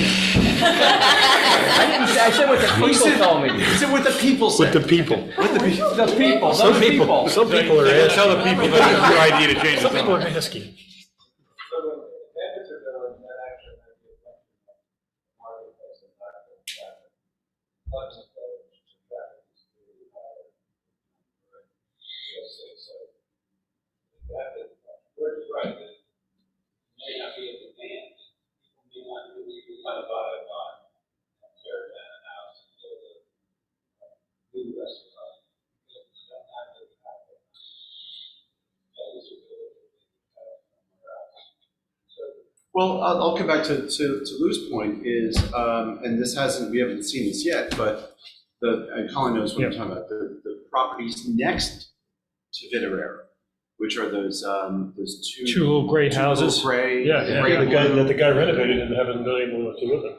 Because he can. He's given feedback and he said, And he It's spent too a small. bunch of money, and I remember being on the board when that came through, and I remember going like, why are you building two little buildings? Just, Is that because he had to? no, he was gonna use, one building was gonna be for this purpose, and the other building was gonna be for another purpose. And I don't know if I was sitting next to George or whoever I was sitting next to at the time, I'm just, do one building, you're talking about doing a restaurant. Yeah, it was gonna be an Indian restaurant. Yeah. And Mike it's was just gonna too run one, small. and somebody else was gonna run something else. Right. Yeah. He was building one for his wife and one for somebody And else. And so then the now pandemic what- hit And so now what he's you know. thinking is, even though he spent a lot of money on those two, taking them down and coming back with one building. So he's ready to sacrifice what he put in because those two little buildings don't work. Well, and now let me just mention that, does that have anything to do with the historic district? Because when he came to us, you know, we had these restrictions on the historic district. You have these two, you know, historic little homes. But now it seems like the trend is, well, Frank, let me ask you a question. Back when this historic district started, wasn't that to stop big development, the potential of bigger development in the village? That's what I heard anyway, way back when. That was the genesis of this historic district, which was started when? 80s? Well, part of it was in the late 60s and 70s, but there were historic preservation interests that wanted the villages all to be included in the National Register of Historic Places. One of the side effects of that would be the government can't tear down any of those buildings with government money, but being in that designation does not prevent me, the property owner, from buying a historic house, getting a demolition permit tomorrow. There may be, when you have an ordinance like yours, there can be all kinds of steps in the way before that could happen. But I wouldn't say that they did it in order to prevent the large-scale development. They did it to keep what they had the way it was. Okay, but maybe we want to look at, well, I mean, look, the historic district is really BS. It's BS now, the way we're treating it. I don't disagree with you, George. I'm No, telling I you. mean, when I first got on the board, I used to hear Frank say, oh, the historic district. You know, we've got, Did I we say it have like- a I said it gem like here. that? You know, the historic district, we gotta save it for that. And now, you know. It's after the law, application, George. It seems like this is all not the facts anymore. So maybe we should just realize that, you know, the historic district, maybe, you know, it's time to say, boom. You know, let people put an apartment. Let them put a couple apartments up. So They can put if apartments you look at Pluckman from the intersection with Burnt Mills up to where George's office is, you still have some early 1800s structures. I don't know that there's any 1700 buildings in there. You have some buildings that are meant to look like colonial style. If you go across the street, you got the federal style looking, what am I talking? You got an architect major right over here, Rich. Over there. And over where else? Who's the other architect? Right here. Oh, that's right. There's another one in the room. Okay. Okay. So when you follow George's idea, come up the road. You've got some Victorian structure, which was the realtor that was in there. Oh, yeah. Yeah, you've got Victorian looking structure. You've got new structures. You've got the Plucky, which is new, but meant to look old. You also have the Crossroads, right? You've got the Crossroads office buildings in there. So it's a mix. You've got the Investors Bank, which is Now Citizens. okay. Lou on Somerville Road had to do all that stuff when he first developed the physical therapy practice there. There are buildings across the street that were built in the late 40s, and they had to comply with historic district conditions. It's like, what was the mid-century modern have to do with gingerbread and Just wait 50 and years. operable shingles, operable shutters? Give it time, you're getting over it. You know, It grows on but- you, sort of like But mold. all those houses were all built different periods of time, and they're all Exactly. have to aspire to a historical standard. It makes no sense. I Well, there almost is- had to retrofit my building and make it look more historic. It was just an old house. Well, that is one of the few ways, not that it's the only way, but that is one of the few ways to have architectural review in a lawful way in New Jersey. And it doesn't mean code to be tweaked. It doesn't mean it has to be prohibitive of knockdowns and teardowns and rebuilds or additions. So the new ordinance, my ordinance could be changed. It's not the master plan, it's township committees to start this commission ordinance. Its relationship to what you do could be changed, eliminated, or changed. The reason I can bring that up is that architecture is one of those things you have to be very objective about trying to regulate my own names. A little more flexibility in that self-regulation. It's a little bit of persuasion that you can't use. That being said, I'm not ready to it, I'm not trying to say to it, I'm saying that you know, look at that too, addition just to be in. It sounds like one of the big factors is just the 5,000 square feet and maybe some of the bulk stands that could be in the district. If you allow so many uses in the BN district, that it's, I don't even know if you have to add any more. I mean, it's have offices, you can have investment offices, you have medical offices, you can have two apartment, one apartment. Perhaps more. The concept of upstairs apartments is kind of good, but they don't have. They can be built with a stairwell in their own apartment. That's the stairwell. I mean, if you can incentivize an owner that, like Lou was saying, to potentially say, okay, I'll go through with this sale if I can get a couple income units. Yeah, I'll do it. Whereas if you don't, you can't. So it's something to think about.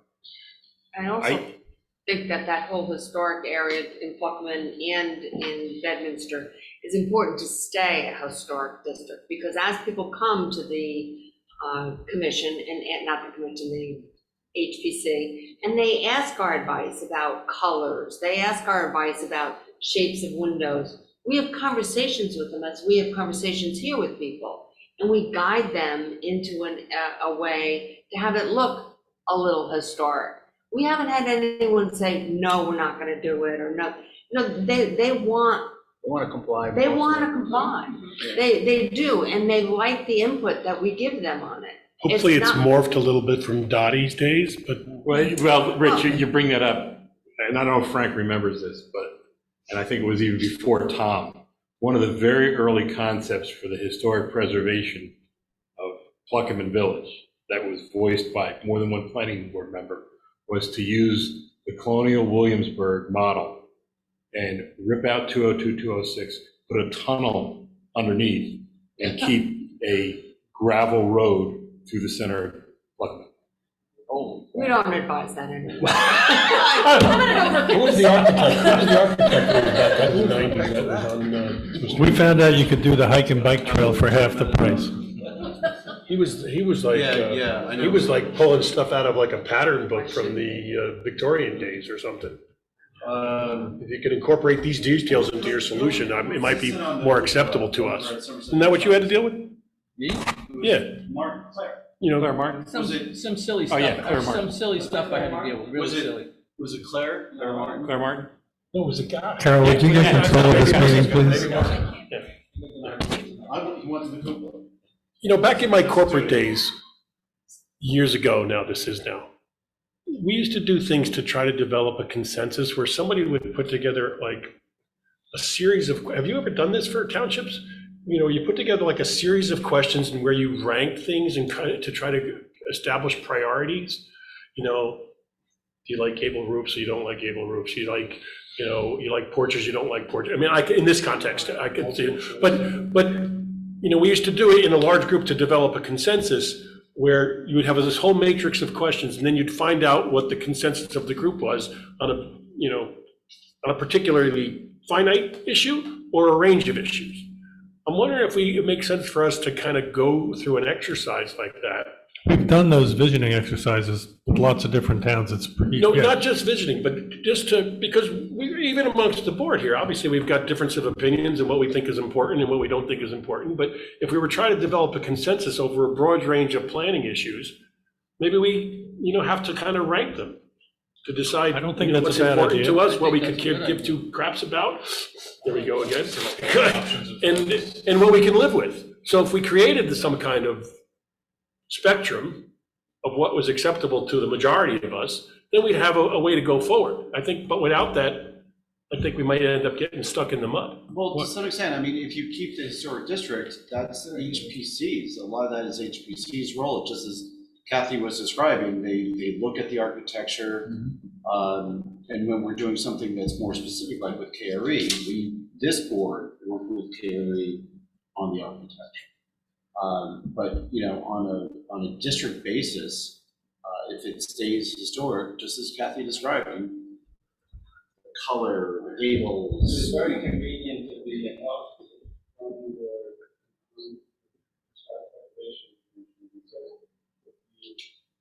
Care, but people think caring to control. So, But they understand that we're just giving them guidance. right, and I think that has worked, and that yours has worked well. It's always worked well all the time. There's a lot of potential about And I had the so impression- I'm gonna come back and talk about Bitterera again. So Bitterera was approved for an office building, right? It was Yes, two, 4 office buildings. four 1, 2, 3, offices, 4. right? one building. One building, 1 building. almost the exact same building. Mhm. Almost the exact same building came back with resi. 6 resi and was rejected. So, but, you know, so we obviously aren't applying form-based zoning there because it was the same building, right? So the building was fine. It was the use issue. So.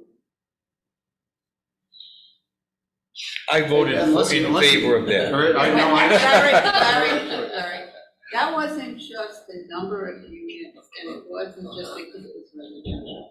It was the type of residential it was. It was apartments, and he was trying to convince us that, you know, everybody works from home, and that this would be the perfect thing. So it was really office. It was really mixed use.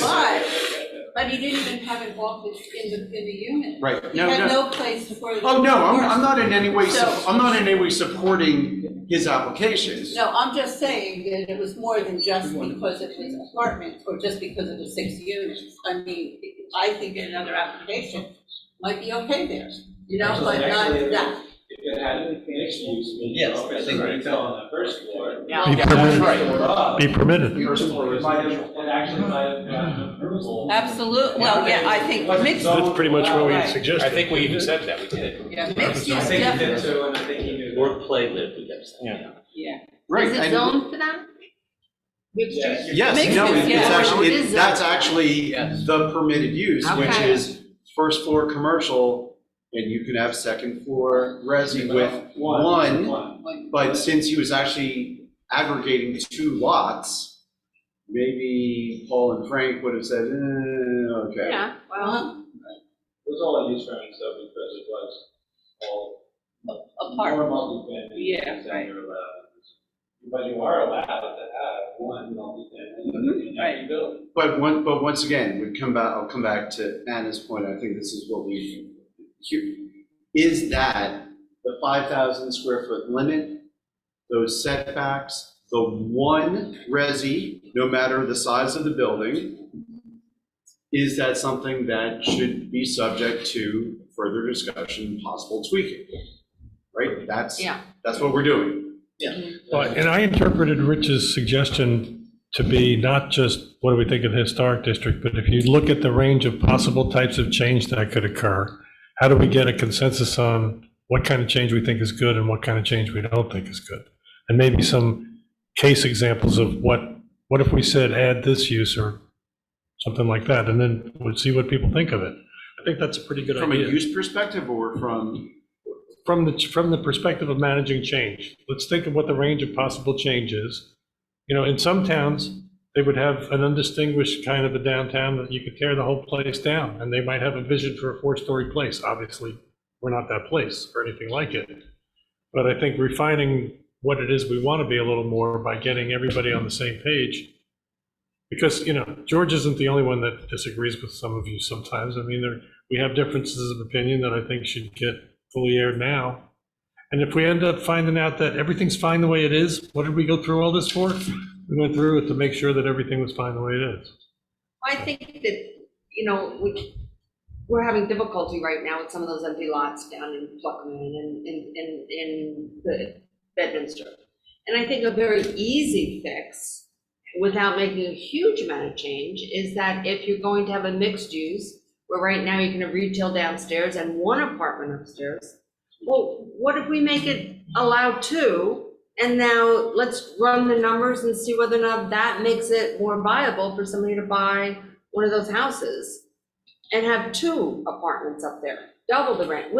That's not gonna change a tremendous amount of, it's not big changes in Bedminster, but makes it more viable. It makes it more sellable. So then one question you might pose under Rich's theory is, what would be your idea if you said if the building's over a certain size, you could have 2 apartments upstairs as long as downstairs was a non-residential use, so it's a mixed use. Well, But then the next question would be, well, what if the whole building could be apartments? Some people might think that's. Mixed use.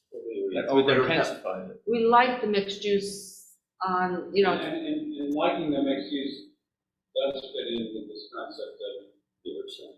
A walkable, some reason to walk. Exactly. Right in the zone, that's what we're talking about. And mixed use also sort of blends the parking demands because they spread out over different times and. Yeah. On the other hand, you know, you saw it with the, little hard to get people to do mixed use and building apartments. It's very difficult to rent. Very difficult. You have this pushback of, oh, I can't rent Well, it's very stores difficult. and. It's very difficult to rent. That's the That's what problem they right say, now. but look, it happens there, that's only modest. But they haven't rented it. Rented it yet. We have. Well, I think they've also, by the way, I think they've also rejected some potential uses. So it's. Oh, really? They may. They're looking for something specific? Yes, yeah. It's worth waiting for something like that. Not that, so even though we might allow it, the market might not be there. So, store or office downstairs. So, I don't know. Resident. Well, I just asked Paul if anybody was in a league. So I feel like we're knocking a lot of stuff around here, but we literally have a brand new building that can have retail or office or whatever on the bottom, and they don't have any tenants. So I understand that we're trying to. But Elite is looking for a specific tenant. There have been tenants that have been brought to them. They have the Okay. So I'm just telling you that Right, they but, are. you know, but King's has their shopping center, how many of those spots are open? There's a lot of empty retail spots as well. Retail is tough business to be in these days. That's You know, Rich's point in general. And again, Kings just wants too much money. I've investigated some of their units. Outrageous. And they'd rather have them sit They'd empty, rather I have them guess. sit empty. Why, I don't understand. I can't Did the work building, with that concept. did the building recently change, or is it its original owners? No, it's a different management. Different management company, but Yeah. the original ownership. As far as I know, it's still the same owner. Was Collier's, No. no, someone was doing rent and someone was doing management. I think it's two different companies. Well, Levine was doing it for many years. I don't know who does it now. Well, there were two, one was office, but like the, Golden Palace, I mean, that's a perfect place for a family restaurant. I mean, it's perfect, it's ready to go. I would have had it rented in a month, I can tell you. I wouldn't be sitting there for years. I would have had it rented. What are you looking for, $40 a square foot? It's like 32, I Used to, I'm now in the retail business too, because now we have We have to. I'm completely diversified. So what should we do? As a land use board, we can only make recommendations of zoning, okay? So should we be looking at this? You can't just take one piece and say, we keep talking about this over. Well, and not. no, It's no, like, because can we make it a little bigger? this is the master plan.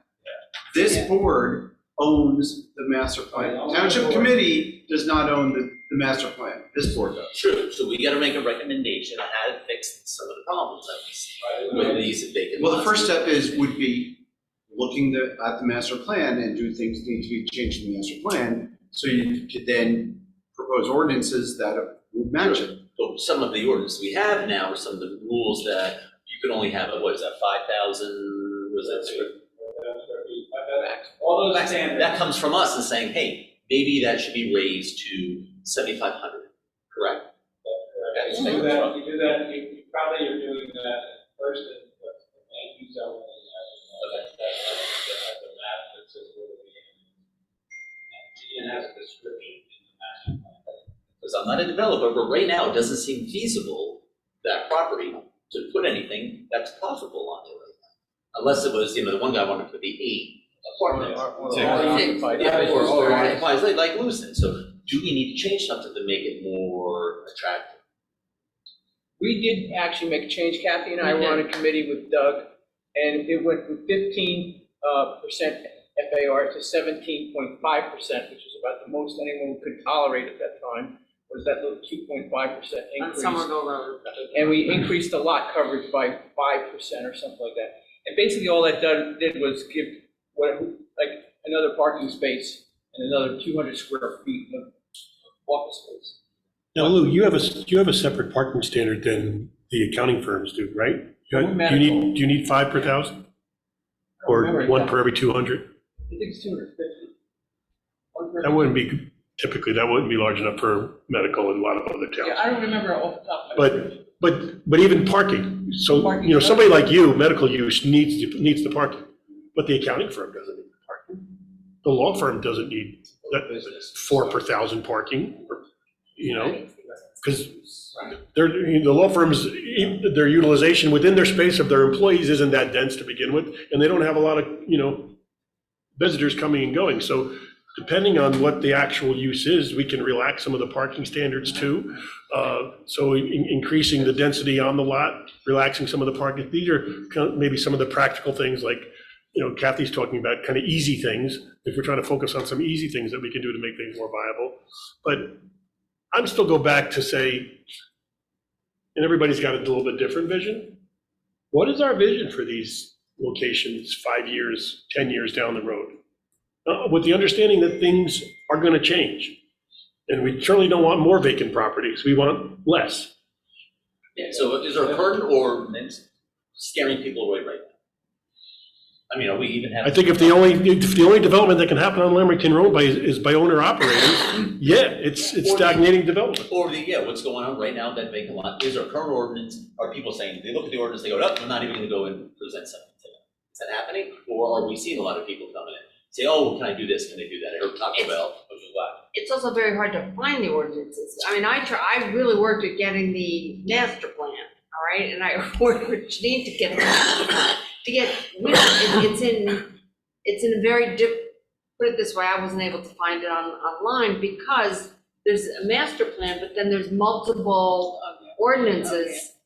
So, No, the ordinance is kind of, what should be easier, I hope, is basically you go to Code Online on the website, it's all codified. Within the past 2 years, it's codified. Searchable document on the internet, codified service.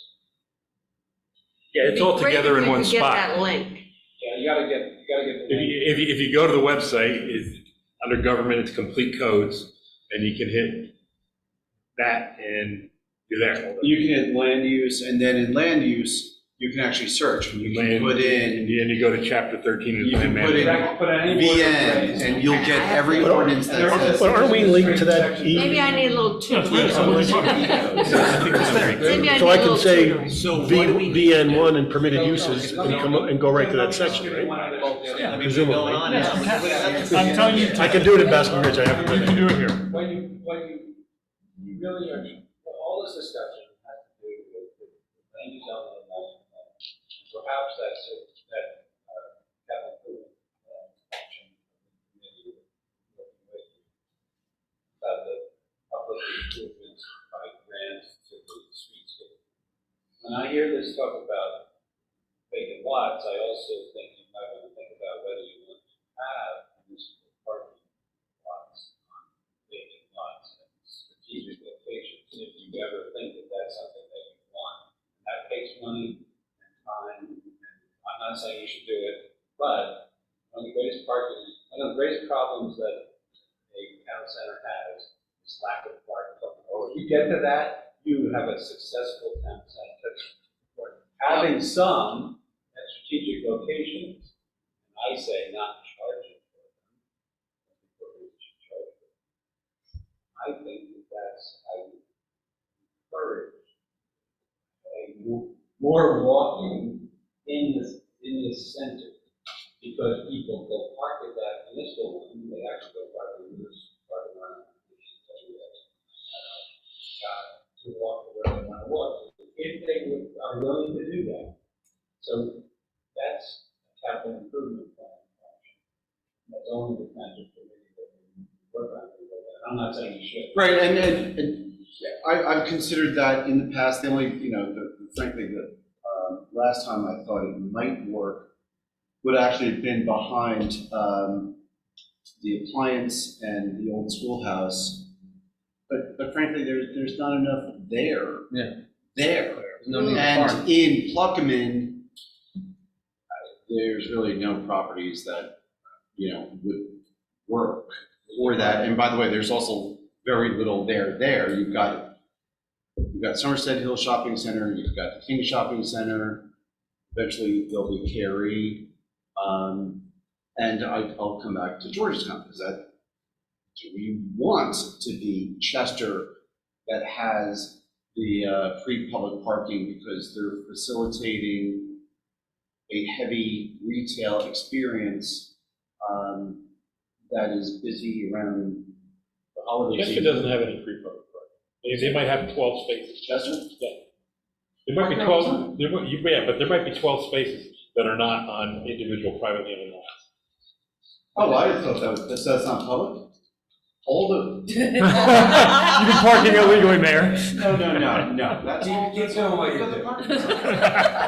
Behind the, They'll send you a by the bill. candy shop, by the pizzeria over there. That's all. Those are about the 12 spots there are in public parking. Yeah. Is that Benito's is public park? Yeah, Benito's. But and no, candy that's shop. all private for those. Well, There's nothing there that says it's only for. no, but I'm telling you, they're not municipal parking. Okay. Could we come back to those But yeah, last street couple parking. items that we And need you've to? got street parking, right, and you can. We have no. If there's a way to do street parking in Pluckman, maybe that would encourage something. It would also be a traffic calming measure. Would you permit auto body shops? Just auto shows. Side Yeah, we could bring more side. Paul, you brought up something before about the consistency thing. And because of the narrow strips along these sidewalks, I think we've lost a lot of trees over the years because the narrow strip doesn't accommodate, trees as they get older. So we go back in and plant smaller trees these are opportunities maybe.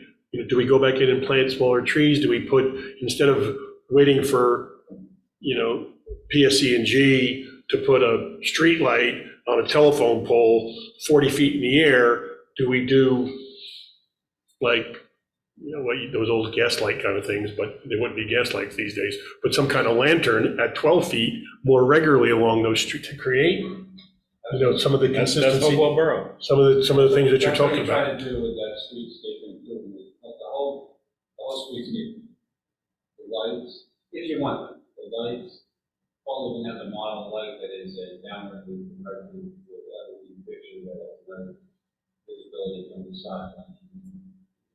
But basically, then maybe pavers, maybe benches, maybe garbage cans. But, maybe you put in all the similarly typed trees Yes, too. and that's what you do, and actually, usually, believe it or not, it's strange, almost always, the work you're doing in the right of way, you're removing some old trees, so you better put the trees back in, you better put in. So that might be really just the nice kind of charm to create some more attraction to these areas. I think the trees, I hate to say it, but I think the trees actually get in the way. And I've been in enough projects where Sooner or later, I guess. They get. trees, well, even when they're small, they block the view of the buildings that you're trying to encourage people to get into. But when they're big, they're just. If these main streets were in any normal town, they wouldn't be state highways, and there'd be parking on one or both sides of the street. We can't do that here, right? I mean, just not gonna happen. These are state highways. But just by creating some more charm, we may create some more attractive opportunities for people to come in and Just walk. do their thing. Just walk. Hey. Frank, I think you wanted, Frank, you wanted Right, to well, go you have to one have more? something, right? And so if you're in KRE and you're gonna go to the Plucky, right? Frank has some more he wants to do. Well, I just wanted to go back to that list that Janine had sent us. Okay. Thank you for mentioning my list, Frank. Yeah, Lot can- we- coverage, uplights, drive-throughs, signs, and sidewalks. signs are going to that committee. Drive-throughs are too big a conversation, I think, to have tonight at this time. No, right? it's easy, no. There's no such thing as fast food No. without drive-ups. I think yes. So maybe the best thing would be for us to continue this to another time when we can have a conversation. I'd like to come back with some suggestions as to how to deal with that issue about the variances for lot coverage in the R10. So we've talked about one. I think that was a very good suggestion. I'll see what else I can bring back to you, and we'll look at that again. Frank, I have an application next You could week. get everybody, the BN and BN2 districts, the land use section of the master plan description. And maybe the ordinance, because Kevin's having a little trouble isolating the ordinance. Sure, section. it's easy. And those are worth reading to see if you want to use those at all. The VN, VN2, all that stuff, right? Right. Frank, I have a question. What do you see as the advantages of either of our town centers that should be exploited or enhanced or built from? Just stepping back as opposed to all the detail we're talking about. Certainly the history related to the Revolutionary War is, we stand head and shoulders above almost all the other towns in the state with regard to that, so it's hard not to pay attention to that. Question is, what kind of interpretation, what does that mean for Pluckerman Village? Yeah, I mean, how do you monetize that? Well, right, and unfortunately, the Pluckerman Artillery has been paved over with the hills. The area where most of the artifacts were has been mined for those artifacts, and they're in some university down in Delaware, as I understand it.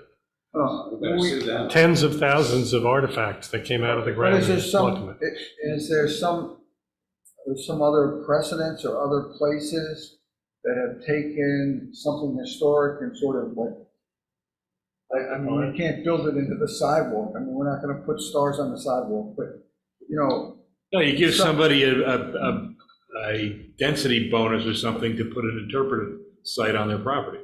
Put what in? An interpretive site. What's that? Visitor center? A series, not a visitor center, nothing that big, But whether it's, It's gonna be clear. It's like the placard we have at the, like a burial thing? exactly. But there's a monument at Somerset Hill Shopping Center, right? Corner. Yeah, right. Right, and how many people have walked up to it? I've never seen it, I've never seen it. Besides George, who actually has seen it. walked by this Yeah. place. Yeah, right. He was everywhere. George Washington slept But there. it's something more than that, it's just a tart. He was It's like a kiosk, where you've got. George Washington with a tart. It's like a small park. I think we've reached the point of diminishing returns. Thank you. Wow. We don't have an What application Frank for just next did to week. Paul, that was cold. So we can continue for next week. What did I just do? Don't worry. Don't worry. What I would like to do. Were you saying something? Not personally. You gotta speak up. That is what you would like to do. Well, we have the opportunity to do it, so I think we should What's that? Have a continuation for next week. Since we don't have an application, we can continue. Gives you enough time, Frank, to get it all together. Frank, is the master plan entirely online? I thought it was. Yes, yeah, but I'll send those sections so that you have the ordinance. Tom, I would be remiss to not to point something out. Just do a full challenge. A single multifamily unit is an oxymoron. I know it is, but it's better than calling it an apartment. It could be a condo. And Okay. multifamily means apartment or a condo.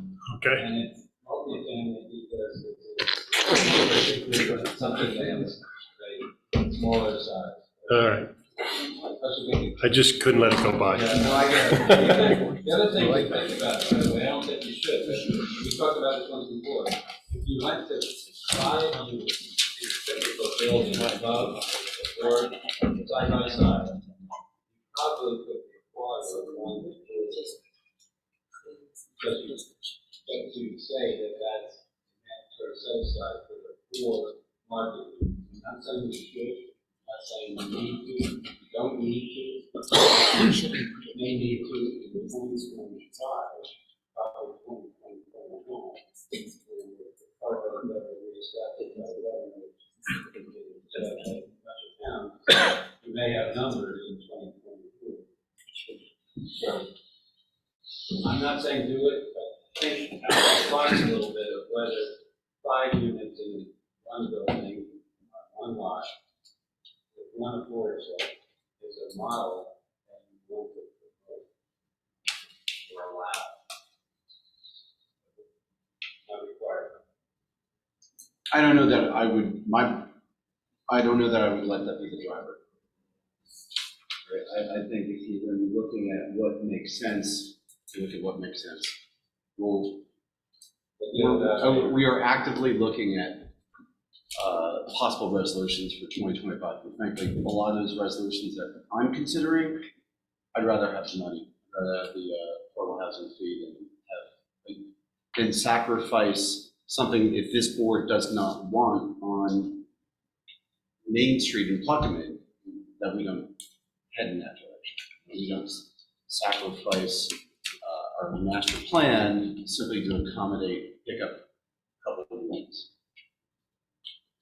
And you're not going to tell everybody why you've already got this figured out, right? No, because I Keep that in I need more suspense from- details. I need okay. to see if it's got legs. It's there, yep. Okay, well, I think this was, I hope you all thought that was a productive discussion. I tried to talk less this time, I don't know if it worked. I think it was good for everyone to voice their concerns. Right. It opened up a lot of topics. Sure did. For some of us, it's supposed to deal with. Well, can I ask you a question? Exactly. I was told just recently that Trenton, DEP particularly, is enforcing regulations that are not even effective yet. So these new standards that are supposed to roll out in 24 and 25, if I submit something for review today, they're already applying those standards. Is that the case? They're applying elements of it, yes. And you're surprised They always because. do, they always do. You're surprised because. And Yeah. Larry will tell you. Motion to adjourn. Oh, wait. Amen. 1 second. He seconded it. 1 It's second. over. Just take my Perfect timing. Does anyone on the board have any? Battery died right at that very second. As soon as you said motion to adjourn. Okay, now you can. Motion to adjourn. Second. Okay. There's been quite a few people, board members who would like to get into Elite and see the finished product. So if anybody would like to do that,